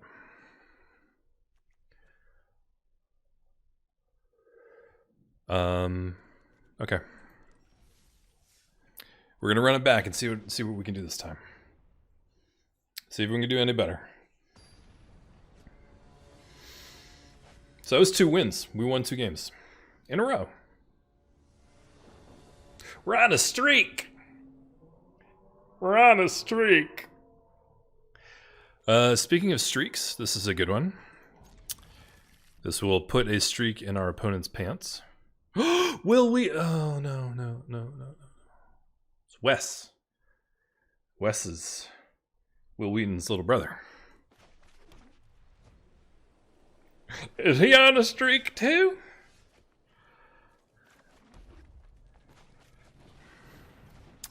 One more land or we're boned. We have to have a turn 3 play, or else this deck doesn't do anything at all. Here we go. No attacks.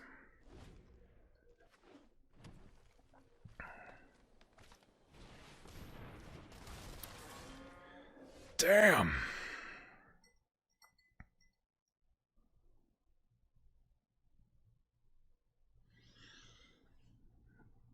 What am I doing here? What do I do? I could pacify it, meaning all it does is suck up extra lands. I think that's actually I think that's our best play here. So can't really kill it with fight as one if he blocks. Tabbing it down means it's a 3 mana, or it's a 3 power beast bearing down on us, which is like my least favorite thing. I mean, I like a 3 power beast. I just don't like it coming at me.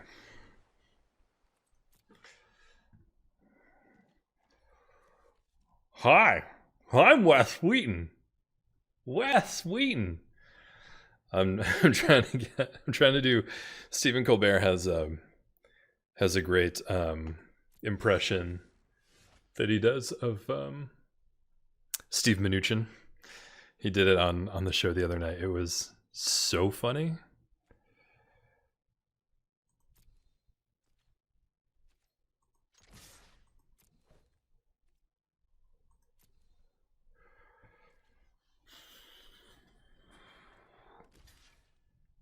Yeah, that's smart.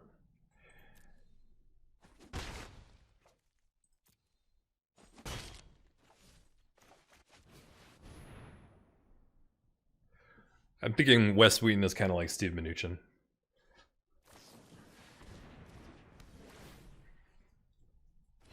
Oh no, Marmoset's in a box. Hi, I'm Wes Wheaton. No, it's not it. Maybe I'm getting closer.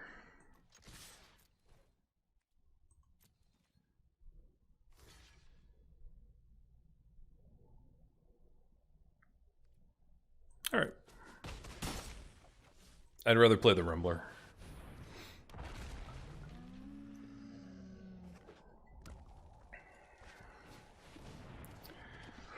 Seriously? All right. Ay caramba. So we need to leave 2 mana up to tap it down next turn.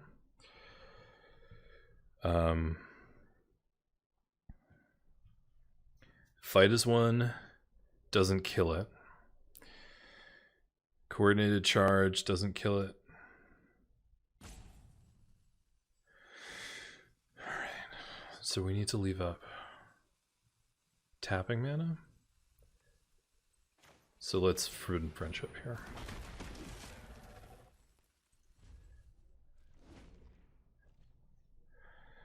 We'll put a stop before combat. Put a stop before combat.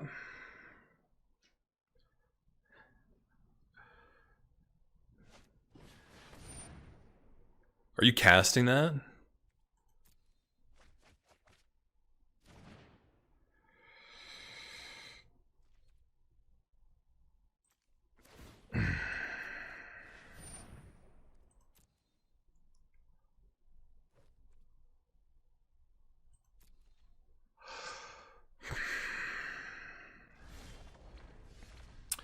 So he blocks the Momentum Rumbler, and we get in for 1, 2, 3, 4, 5 plus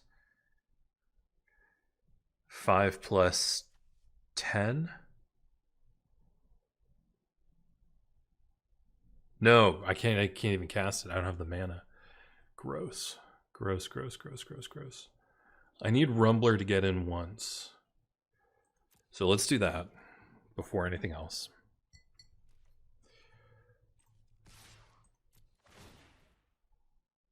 We'll get that first strike counter.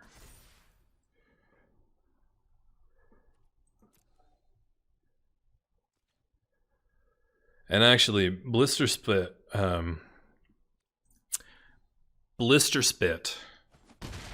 lets me hold up tapping mana plus fight is 1, which I think is very good. Nope. Yep.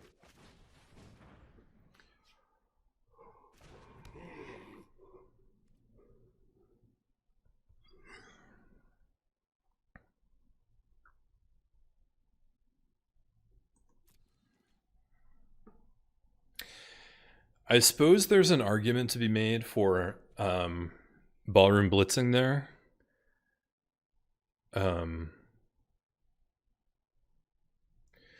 Because if we go in for a coordinated charge and they're able to counterspell it, it's the whole thing's done. We're done for it. That's it. We got nothing else.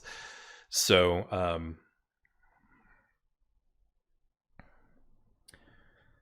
worried now that I won't be able to coordinated charge at all. Like, that'll be it.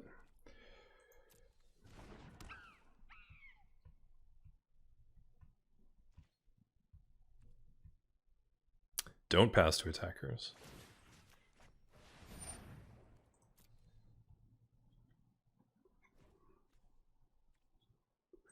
Now pass to attackers. And you'll notice they lift up a bunch of blue mana. So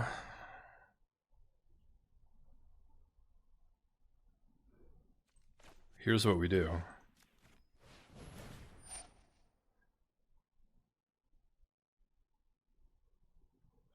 Do we hit it? No.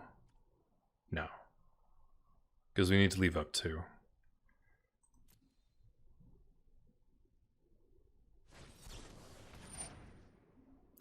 Nice. Nice. Okay. Okay, that's what they were holding up. Good. Good.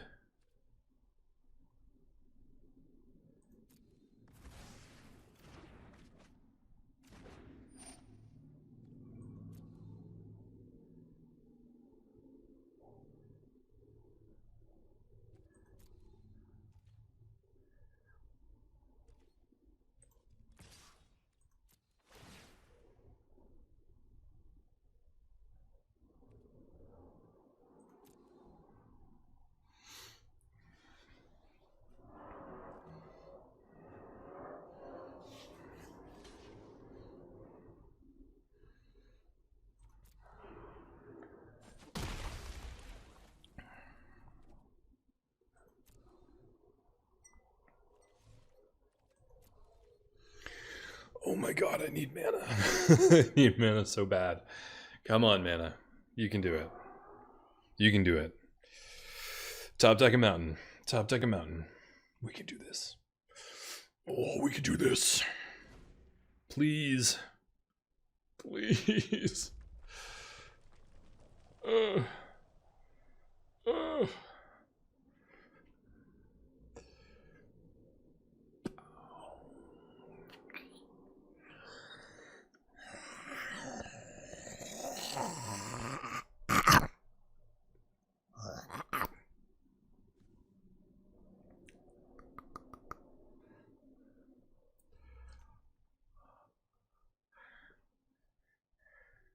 Hi, I'm Wes Wheaton. I'm Wes Wheaton. No. Those aren't doing it.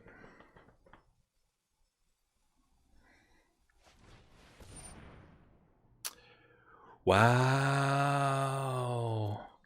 Really strong play. Really strong play. Good for you. Ooh.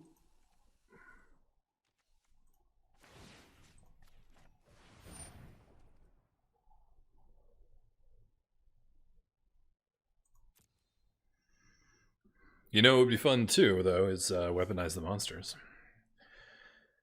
They have 2 blockers. I have 4 attackers. I could have 5 attackers. 3 get in. They each do 3 damage. That's 9. It's not good enough.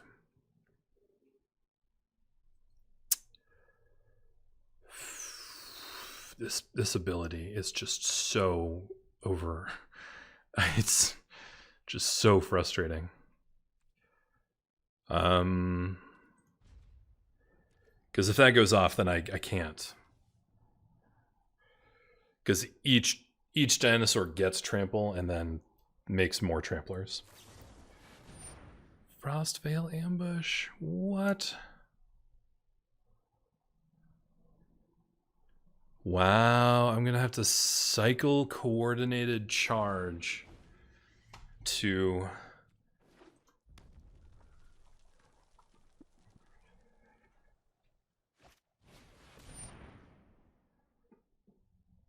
wow. I'm gonna have to cycle coordinated charge to keep that thing tapped this turn.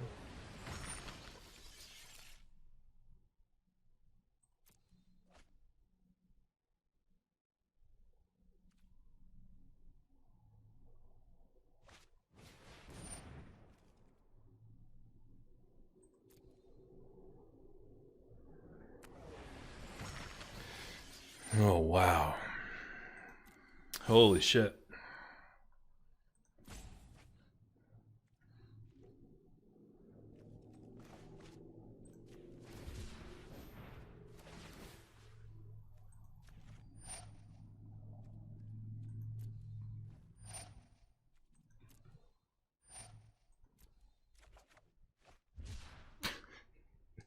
Oh,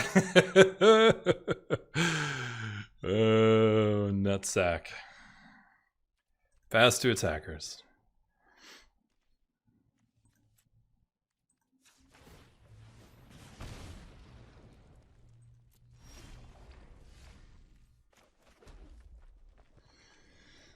I still can't do this though because I can't tap it down next turn.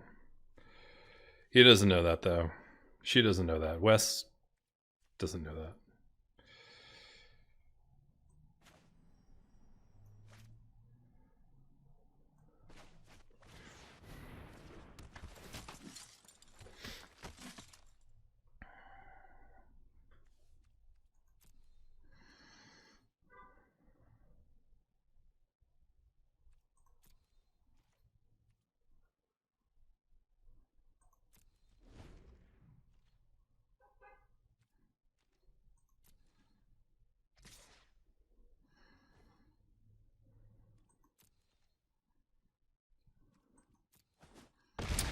What's the matter? 188 trampler isn't good enough for you? You gotta have 2?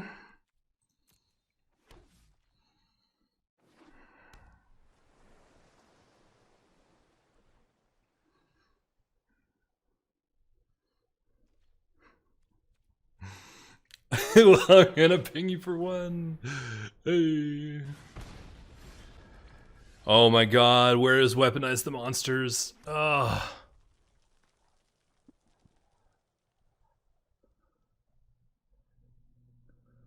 So the other thing is that the Crasher doesn't even have to hit me. It's whenever any creature with trample deals damage. So let's see. I attack with everybody. I get in for 3. No. So I get in. They block here and here. And here. I get in with these 4. So that's 4 damage.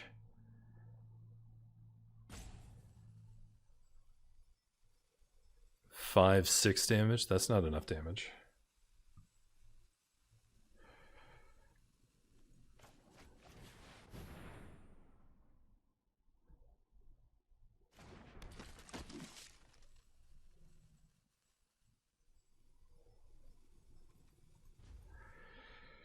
I think I should have cast Perimeter Sergeant last turn, because that might have actually been enough damage.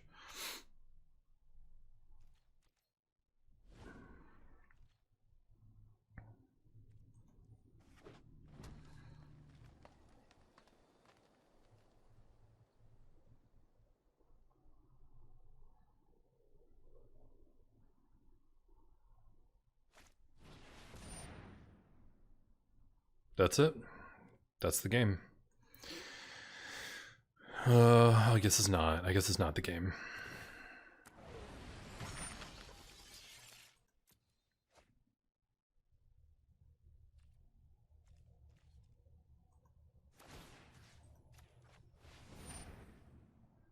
I love the image.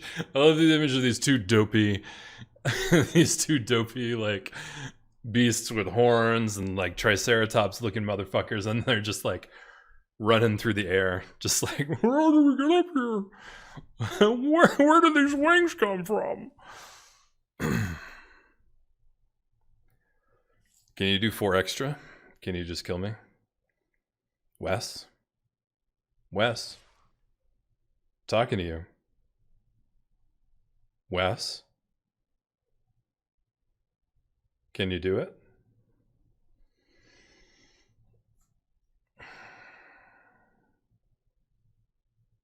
Oh, auto tapper fucked me. Oh, auto tapper fucked me. Fuck. Auto tapper fucked me.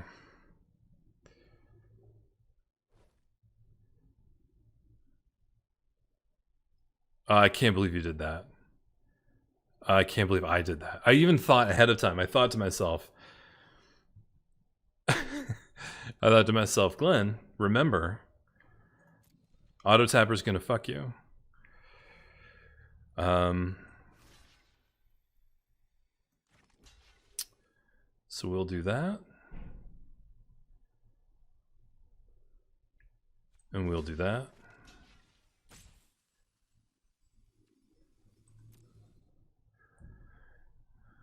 And what do you have in your hand? Something with flying? Oh, yeah. So we'll trade.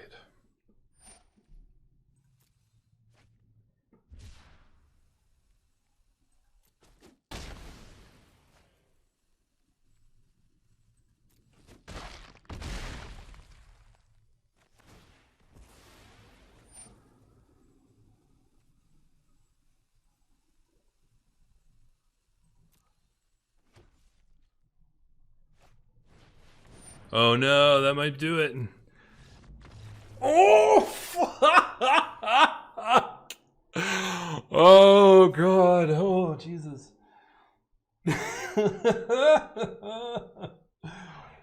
Oh, way to build up the tension.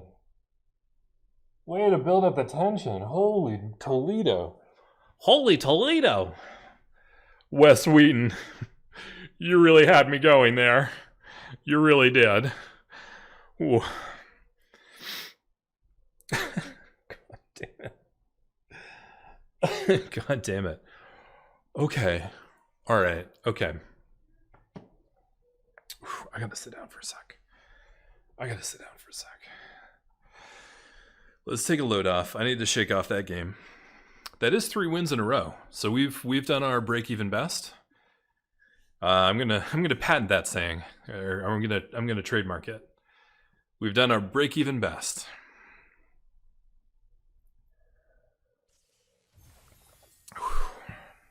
Wow. They were really good. They were really, really good. That opponent, we were locked into a mind game. It was like a...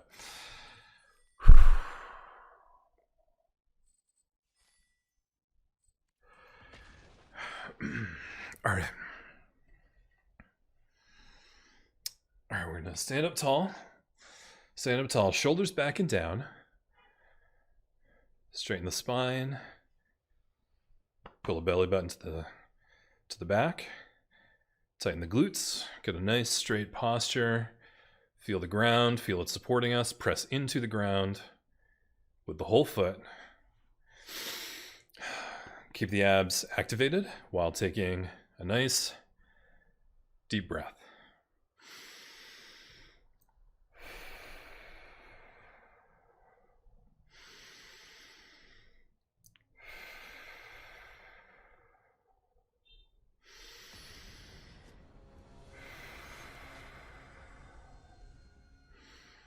Clear the mind. Shake it out. Relax. Shake out the shoulders. Do a little wiggle. Wiggle, wiggle, wiggle. All right, D&D Striker. Yeah, this is not a good hand. That's not a good hand.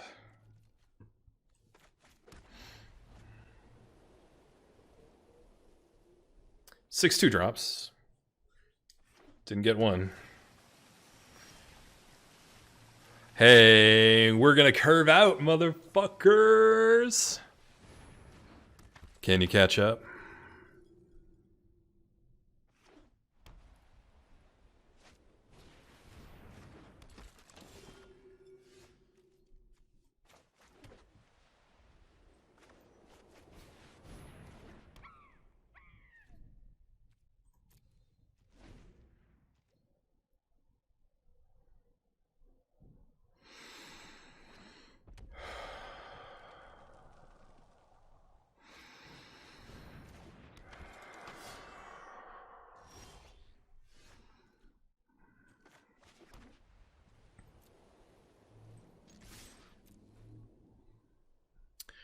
The man in the back said, everyone attack, and it turned to a ballroom blitz, a ballroom blitz. Ballroom blitz.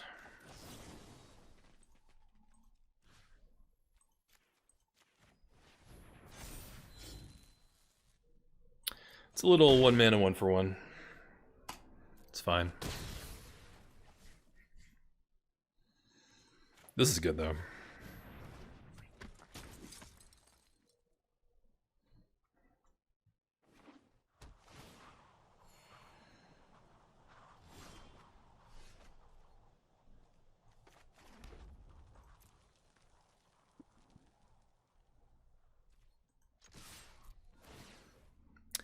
I don't recommend blocking.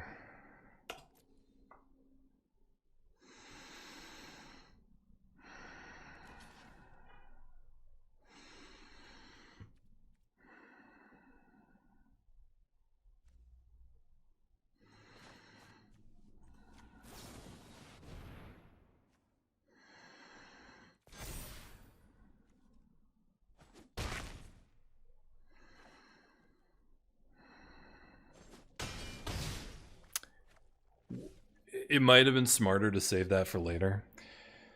I don't know though. We'll see what blockers they play. The reason I didn't is that they're on Jeskai and they're probably playing a cycling deck. And so I think their creatures are generally smaller than mine are. And that's sort of true. Except for this one rooting Moloch.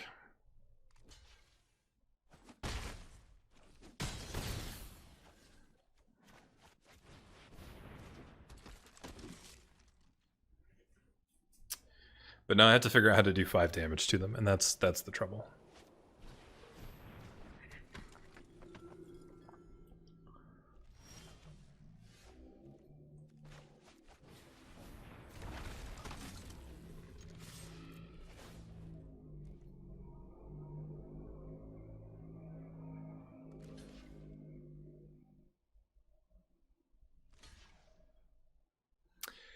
Yeah.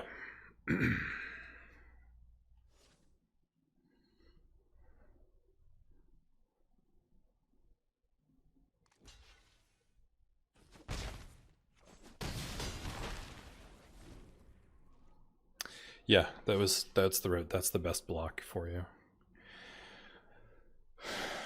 So now I sit here and I hope to draw a Blister Spit Goblin. No, Blister Spit Gremlin?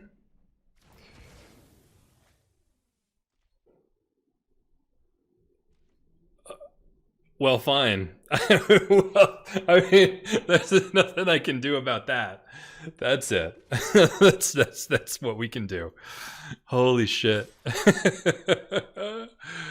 Oh god, that's all we can do.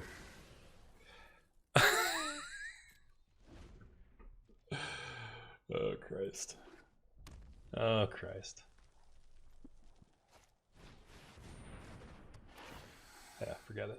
Forget it. We're done. We're done with this game. I had him to 2 and I couldn't seal the deal.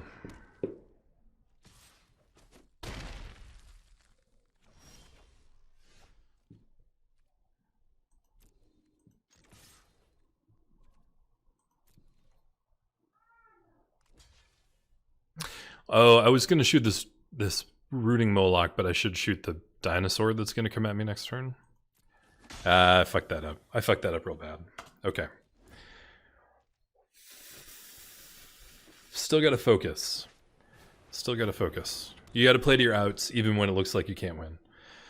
Oh,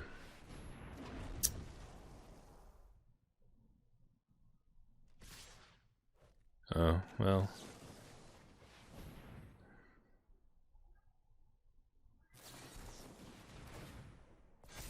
Okay.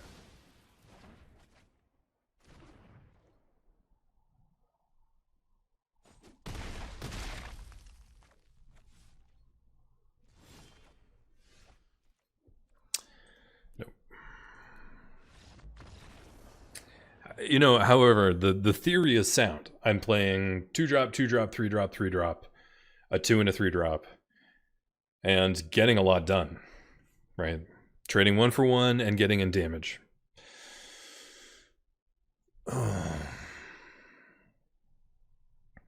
So it's working as intended. And that in itself is kind of a victory. Let's revisit the deck before we play what might be our last game.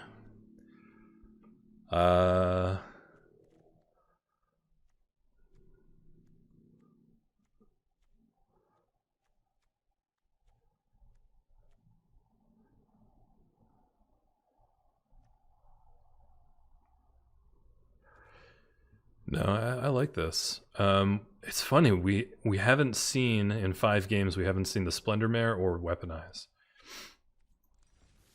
Or the Fox. We haven't played the Fox yet. So 3 of our best cards we haven't drawn in 5 games. You know, which happens. And to be fair, I haven't mulliganed either. So, but we're not going to start mulliganing now because this hand is bonkers. Turn 1, turn 2, turn 3. Turn 1. We don't have a lot of cycling, but Kai doesn't know that.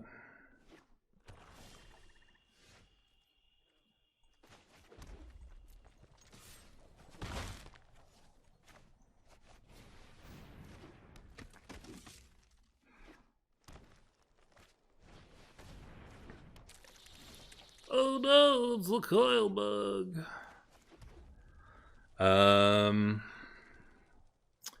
This is interesting. We could tap it down, attack for 1, and play Weaponize. We could play Tactician and not tap anything down. We could Pacify and attack for 2 and play Weaponize. I like that. It's a shitty use of a Pacify, but the coil bug is good simply because, or specifically because, it can die and come back. So let's see if we can get it stuck on the board here. They may have a way to sacrifice it, and that's fine, but we'll get in for a couple extra damage here.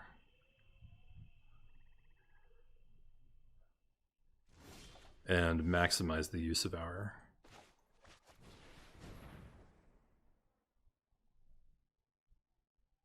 mana.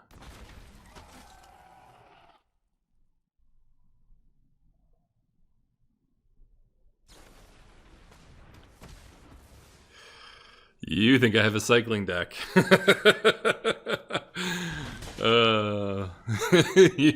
It's so funny. They're just like they're just removal magnets now. That's all you are. You're removal magnets.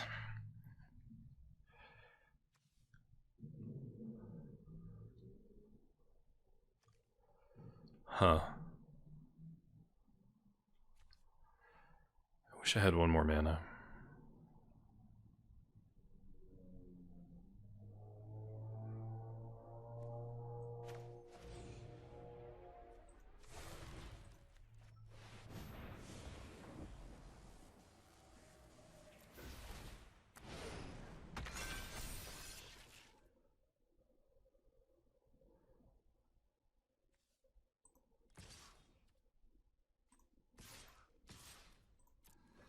I don't know if that's right.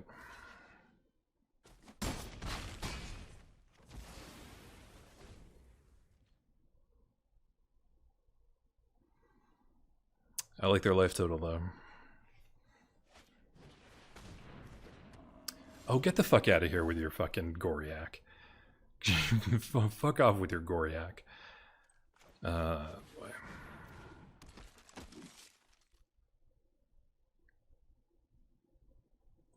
Honestly, if they're at 10, we play 5 creatures and then we sack 5 creatures before they can kill us. I think that's the goal here. Oh, oh wow. Yeah.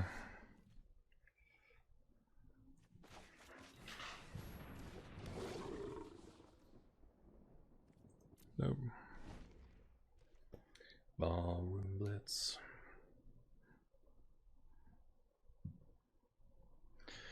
The man in the back said, everyone attack, and it turned to a ballroom blitz. A ballroom blitz. Wow, how does it feel? Using your premium removal on a bunch of junk. Do you have another premium removal you want to share?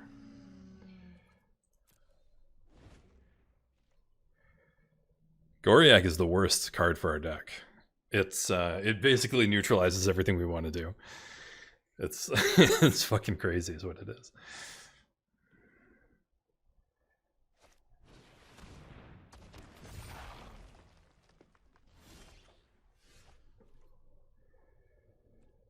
Lovely.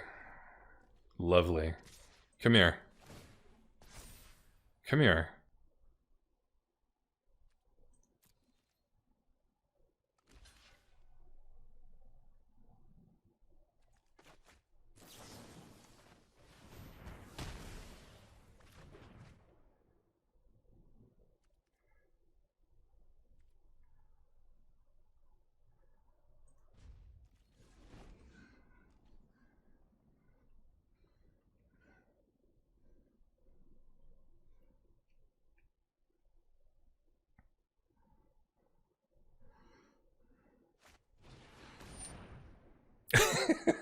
All right, go ahead. Go ahead. Go for it. Go for it.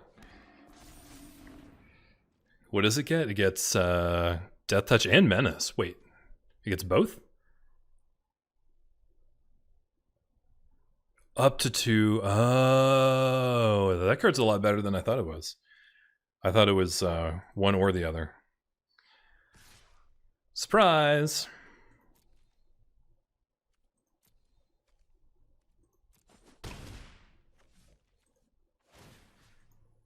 Nope. I'm gonna target you.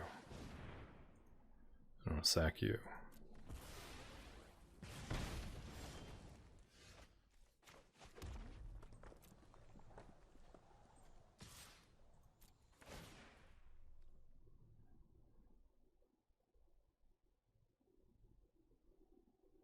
It's got Death Touch and 4 toughness. I just fucked myself. I just fucked myself. God damn it.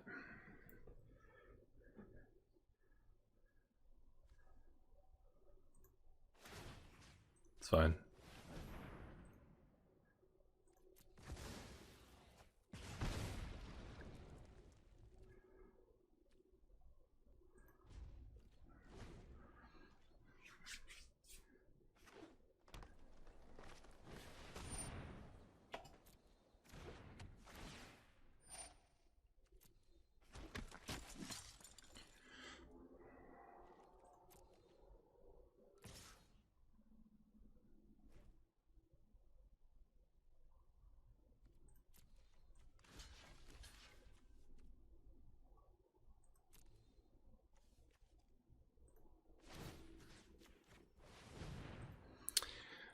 Turns out Weaponize the Monsters is a real good card.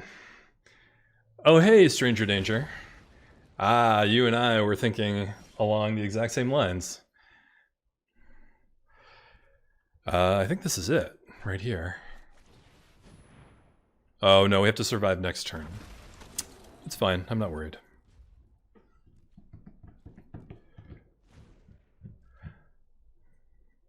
We're gonna weaponize the monsters.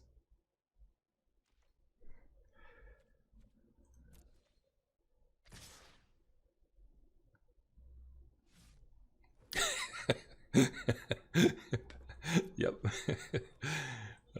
Hey, buddy.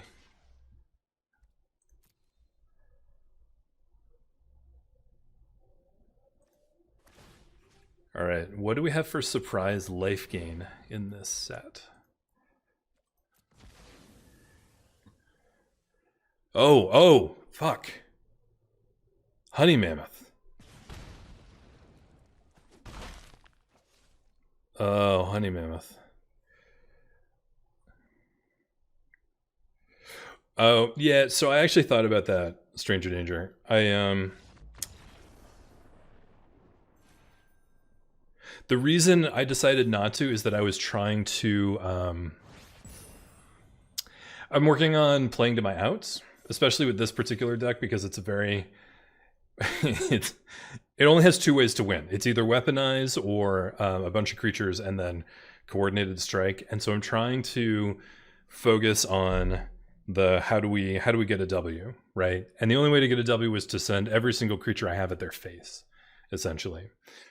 So I was thinking about doing that interplay of sacking my creature to get the Goriac to save my guy, and then I realized, like, I'm just gonna sack the Rumbler to hit him in the face anyway. Why not do it right now?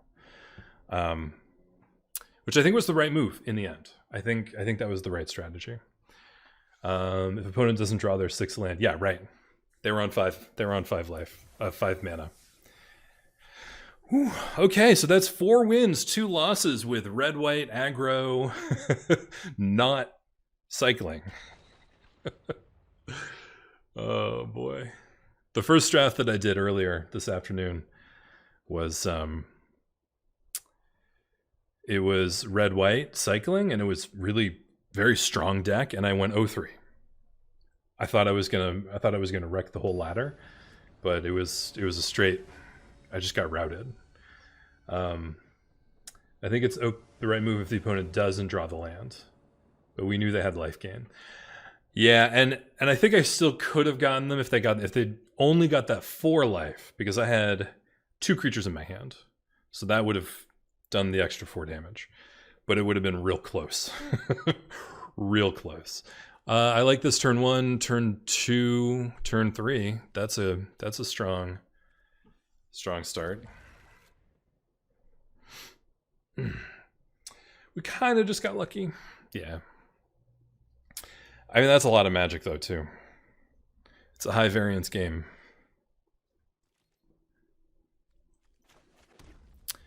But I certainly have done my share of punts this stream. I've screwed up several times. I usually realize it as soon as it happens.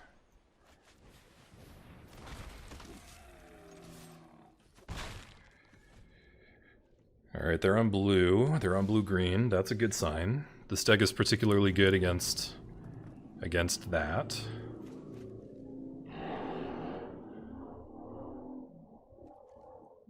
Regal Leo Soar adds 3 damage, turns a 2 damage turn into a 5 damage turn. But then I'm one creature short. I think it's worth it here.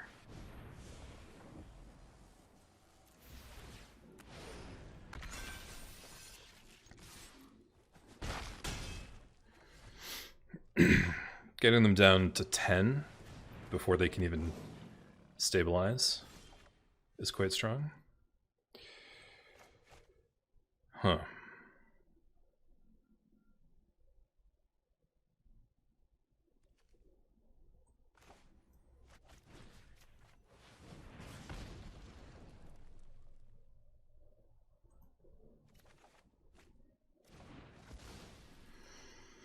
Yeah, I don't know if that was right.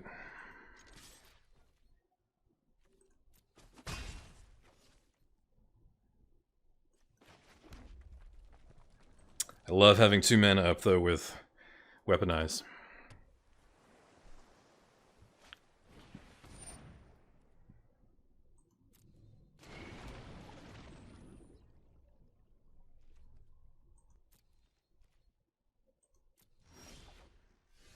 Oh, yes. All right.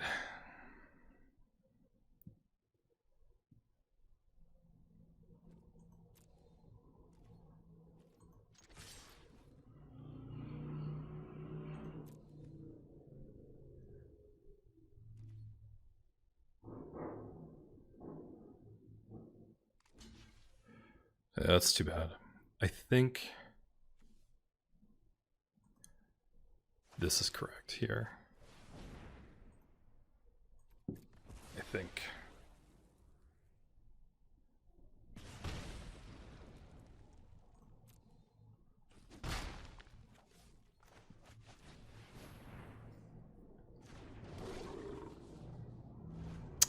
Because what we're hoping they're going to do next turn is mutate, and then we can pacify it and swing in for 5, and then we weaponize for the...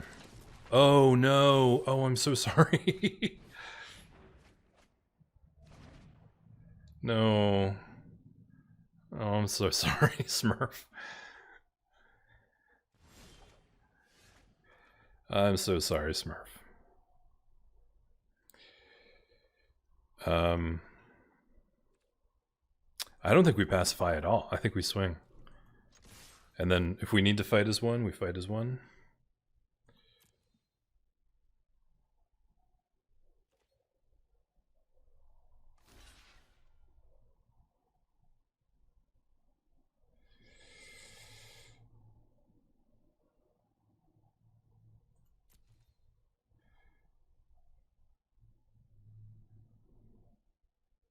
Could throw it at the face for 2, or I could destroy their Glimmer Bell for 1. Oh, but I can't cast this on the same turn as I do that. But if I do this, I can't do that. Oof. I backed myself into a corner here. That's unfortunate. Let's save our guy. Let's save our guy. Kill the Glimmer Bell. Save the world.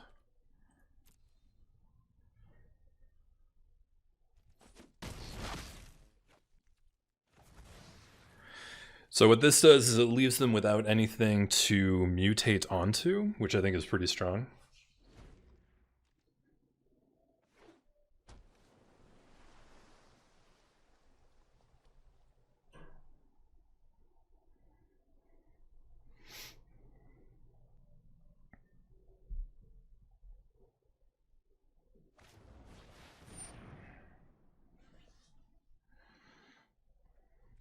Okay.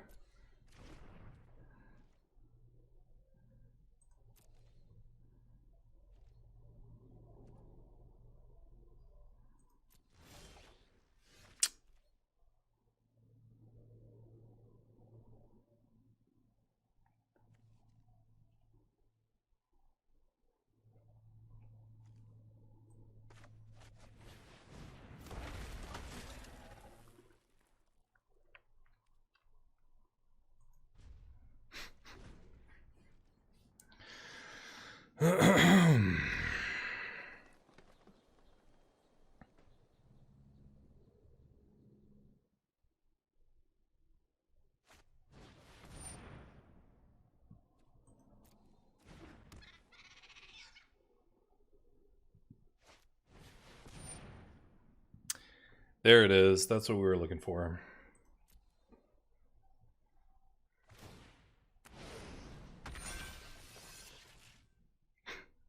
You can't attack this turn. So what are you doing?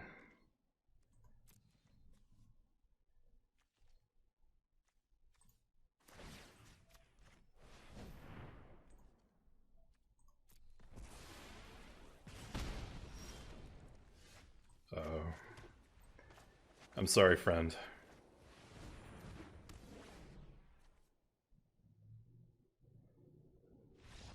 Oh.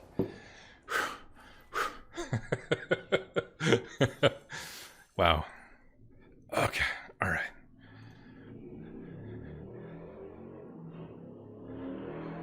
So after the first draft, when we got trounced, I got pretty tilted and I lost my composure. But I think some of the breathing exercises that we're doing, a little bit of the old, sorry about that, a little bit of the old posture, and then a real focus on the screen.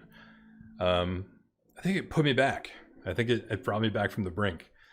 I feel like I'm past tilt now. However, I will point out, I won 5 times in a row, and that'll untilt you real quick. So let's get tilty.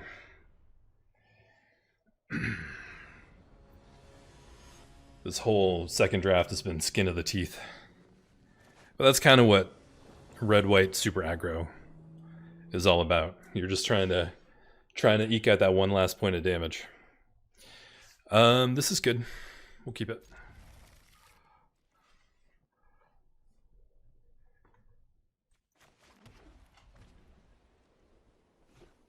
Uh-oh. We're in deep doo-doo now. We're going to be facing a real red-white deck.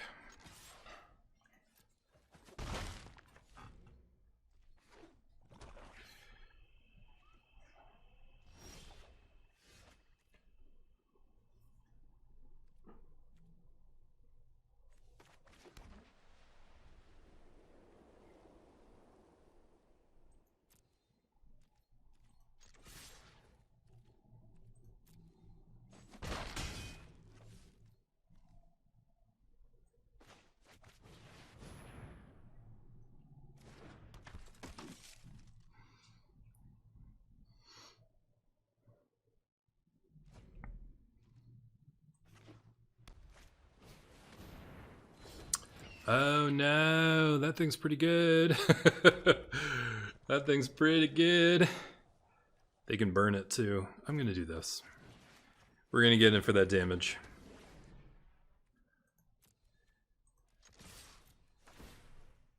Get it for 6.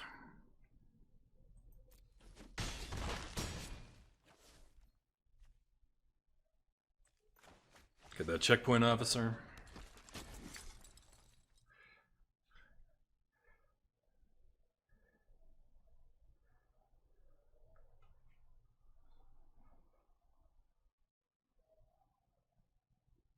Majestic. I wonder if they went for the Q and somebody had already taken it, so they settled on a K. Should be majestique. Ouais. A majestique.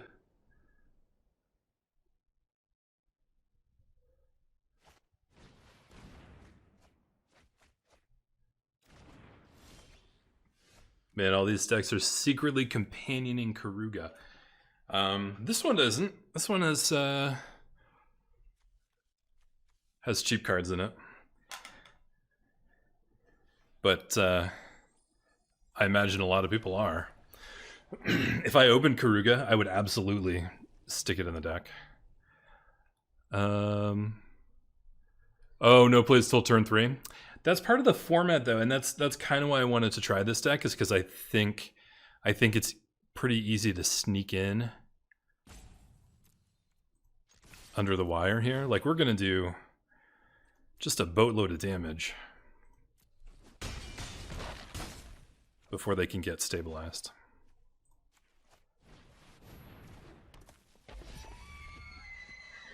Yeah, I mean, it's weird because they have cards that are playable on turn 2 and 3, but they're choosing not to. I mean, the mana is, you know what I mean. No, that's not gonna save you. You know it's not gonna save you.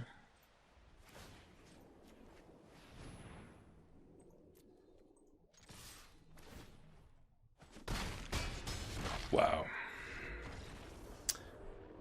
I'm gonna go ahead and put that second perimeter sergeant in. It's really good. Blitz doesn't do anything on turn 2. That's exactly, yes. We're thinking on along the same lines.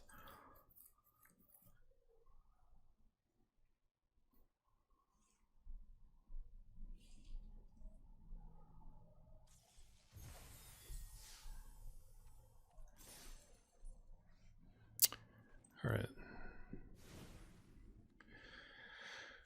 Okay, we do have both of them in there.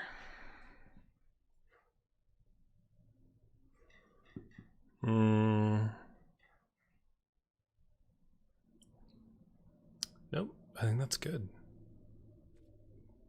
Let's do this. 6-2. I will take 6-2. If we can get to 7-2 on this stupid red-white 2-drops deck.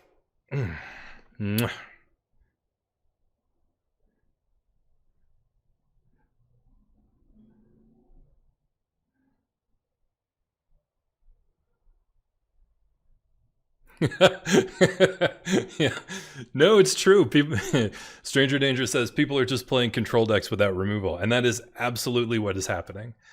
The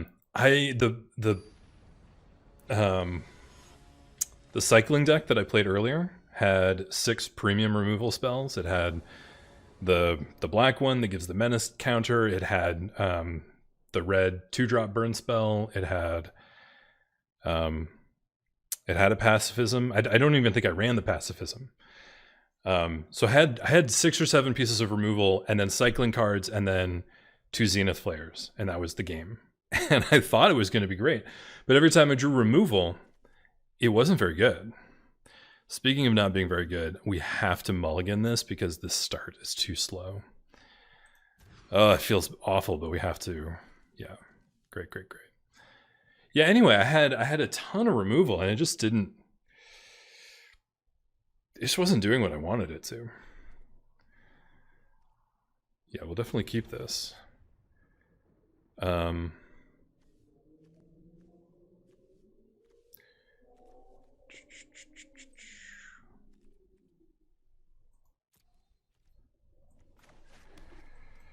And I found myself just wanting more cycling or more cycling payoffs.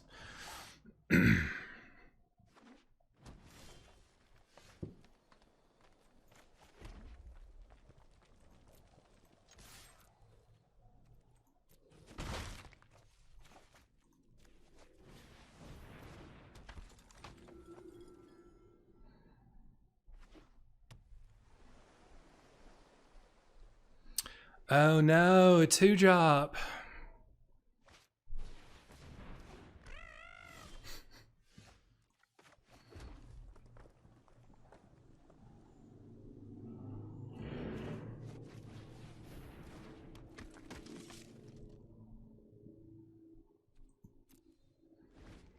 Honestly, that 2-drop really screws me up here.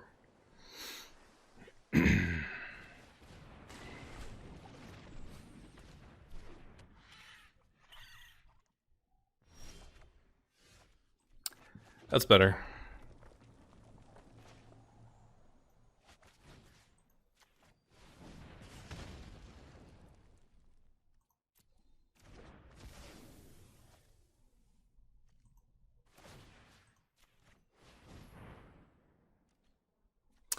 Oh, I still don't want to attack here. Ah, shit.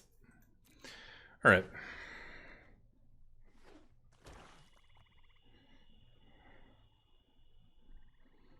Yeah, that was dumb. That was a punt. I should have waited till their turn. I should have figured out that I didn't want to attack, and then oh, I love it when they use premium removal on my 1/1. I mean, I just did the same thing, but we. Oh god. I love it. All right, who's your big beefy boy? Ooh.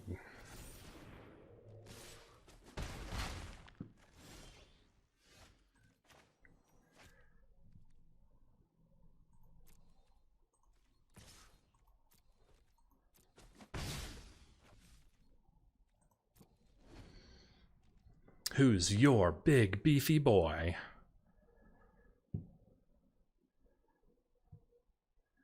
Ballroom Blitz. Ballroom Blitz. Oh, I clicked it to combat. You dummy. All right, so I lost my concentration. Oh well. It's not too late to regain it. Let's do this. Let's do a little breathing. Make them wait a second.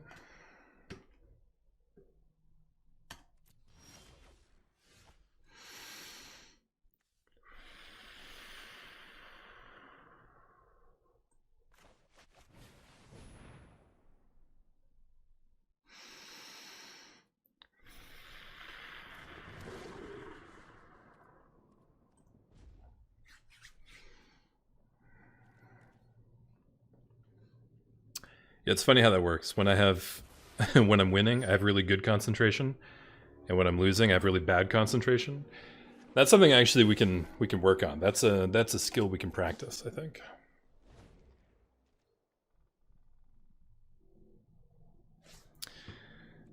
Let's put that stop on combat just to make sure.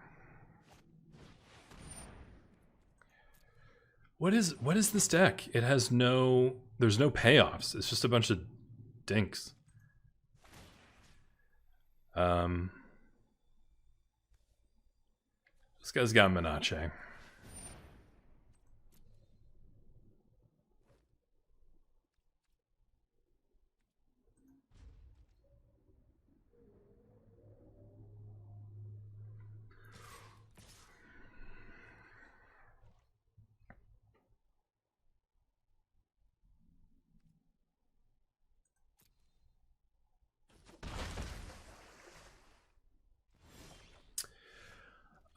So yeah, they think that I'm a cycling deck, which is perfect. That's exactly what I want them to think. I want them to think that this 3 mana 2/3 first striker is much more dangerous than it actually is. Can I do the this and that, yeah. Great.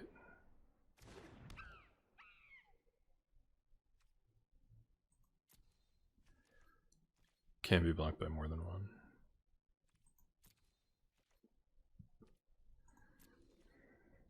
Yeah, I want them to use their premium removal on my 1/1s.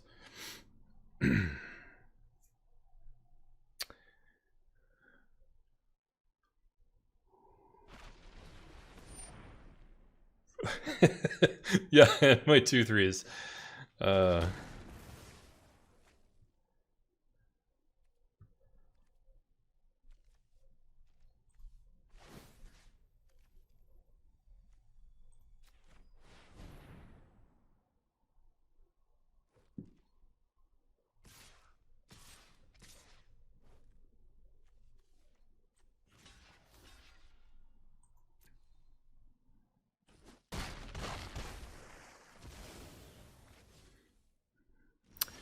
Well, they certainly didn't draw their payoffs, and I didn't draw my removal. That was the problem. I needed a way to remove the Goriak, and I just didn't have it.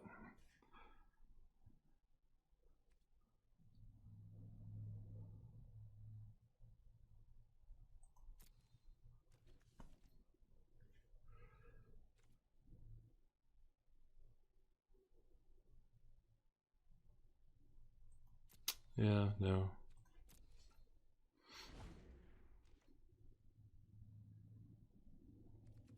Make sure we get a stop there. Take the hand off the mouse.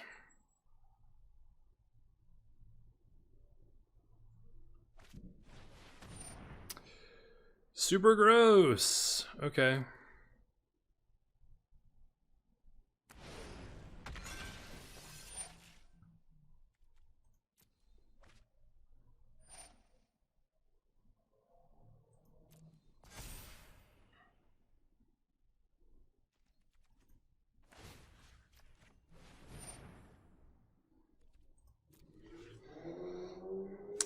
Yeah, I think that's going to end our run here, but it's six wins, 3 losses. I am perfectly happy to walk away.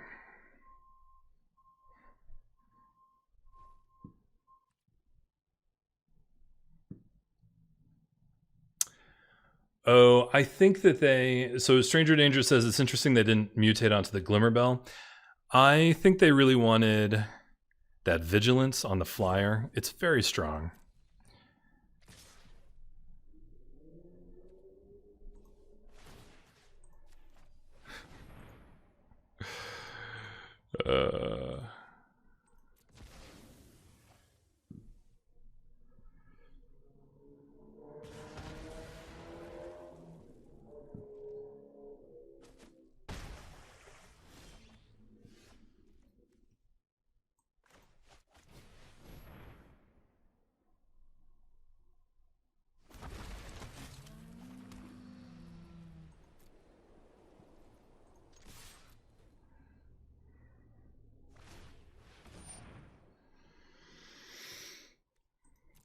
It lets him get past the checkpoint officer. Yeah, on turns when they have the mana, that's true.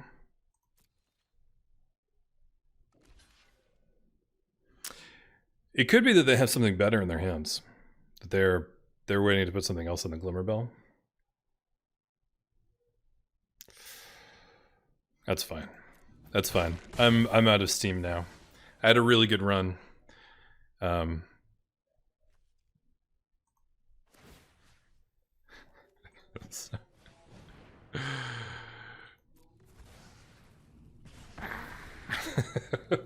It's 3 o'clock, so I've been at this for a few hours.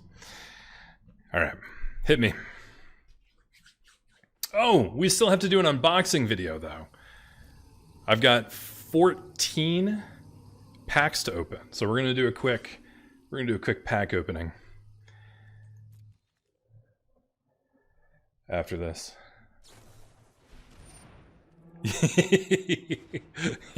Yeah.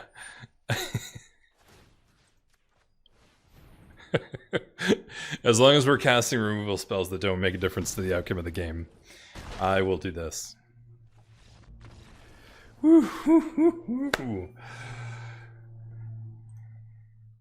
Anyway, we proved that it can be done. It can be done. You don't have to be the nut cycling deck to win with red-white here. Let's claim our rewards. 6 wins, 3 losses. I am satisfied. 5 packs. You get 5 packs? All right, that was a much more successful draft than I thought it was going to be. I want to thank you all for joining me. I want to thank my friend Andy for being in the chat, and then Stranger Danger for joining me on the end of that adventure. And I want to remind you that I'm playing Civilization 6 at 7 p.m. Eastern Time every Tuesday and Thursday night. That's going to end soon because we are in the modern era. We are building spaceships and we are going to make it into the cosmos. And then I will be drafting again next Sunday at noon on twitch.tv/rampantsplash. And all these videos are going up on YouTube. And I think that's it. I will see you next time. Bye.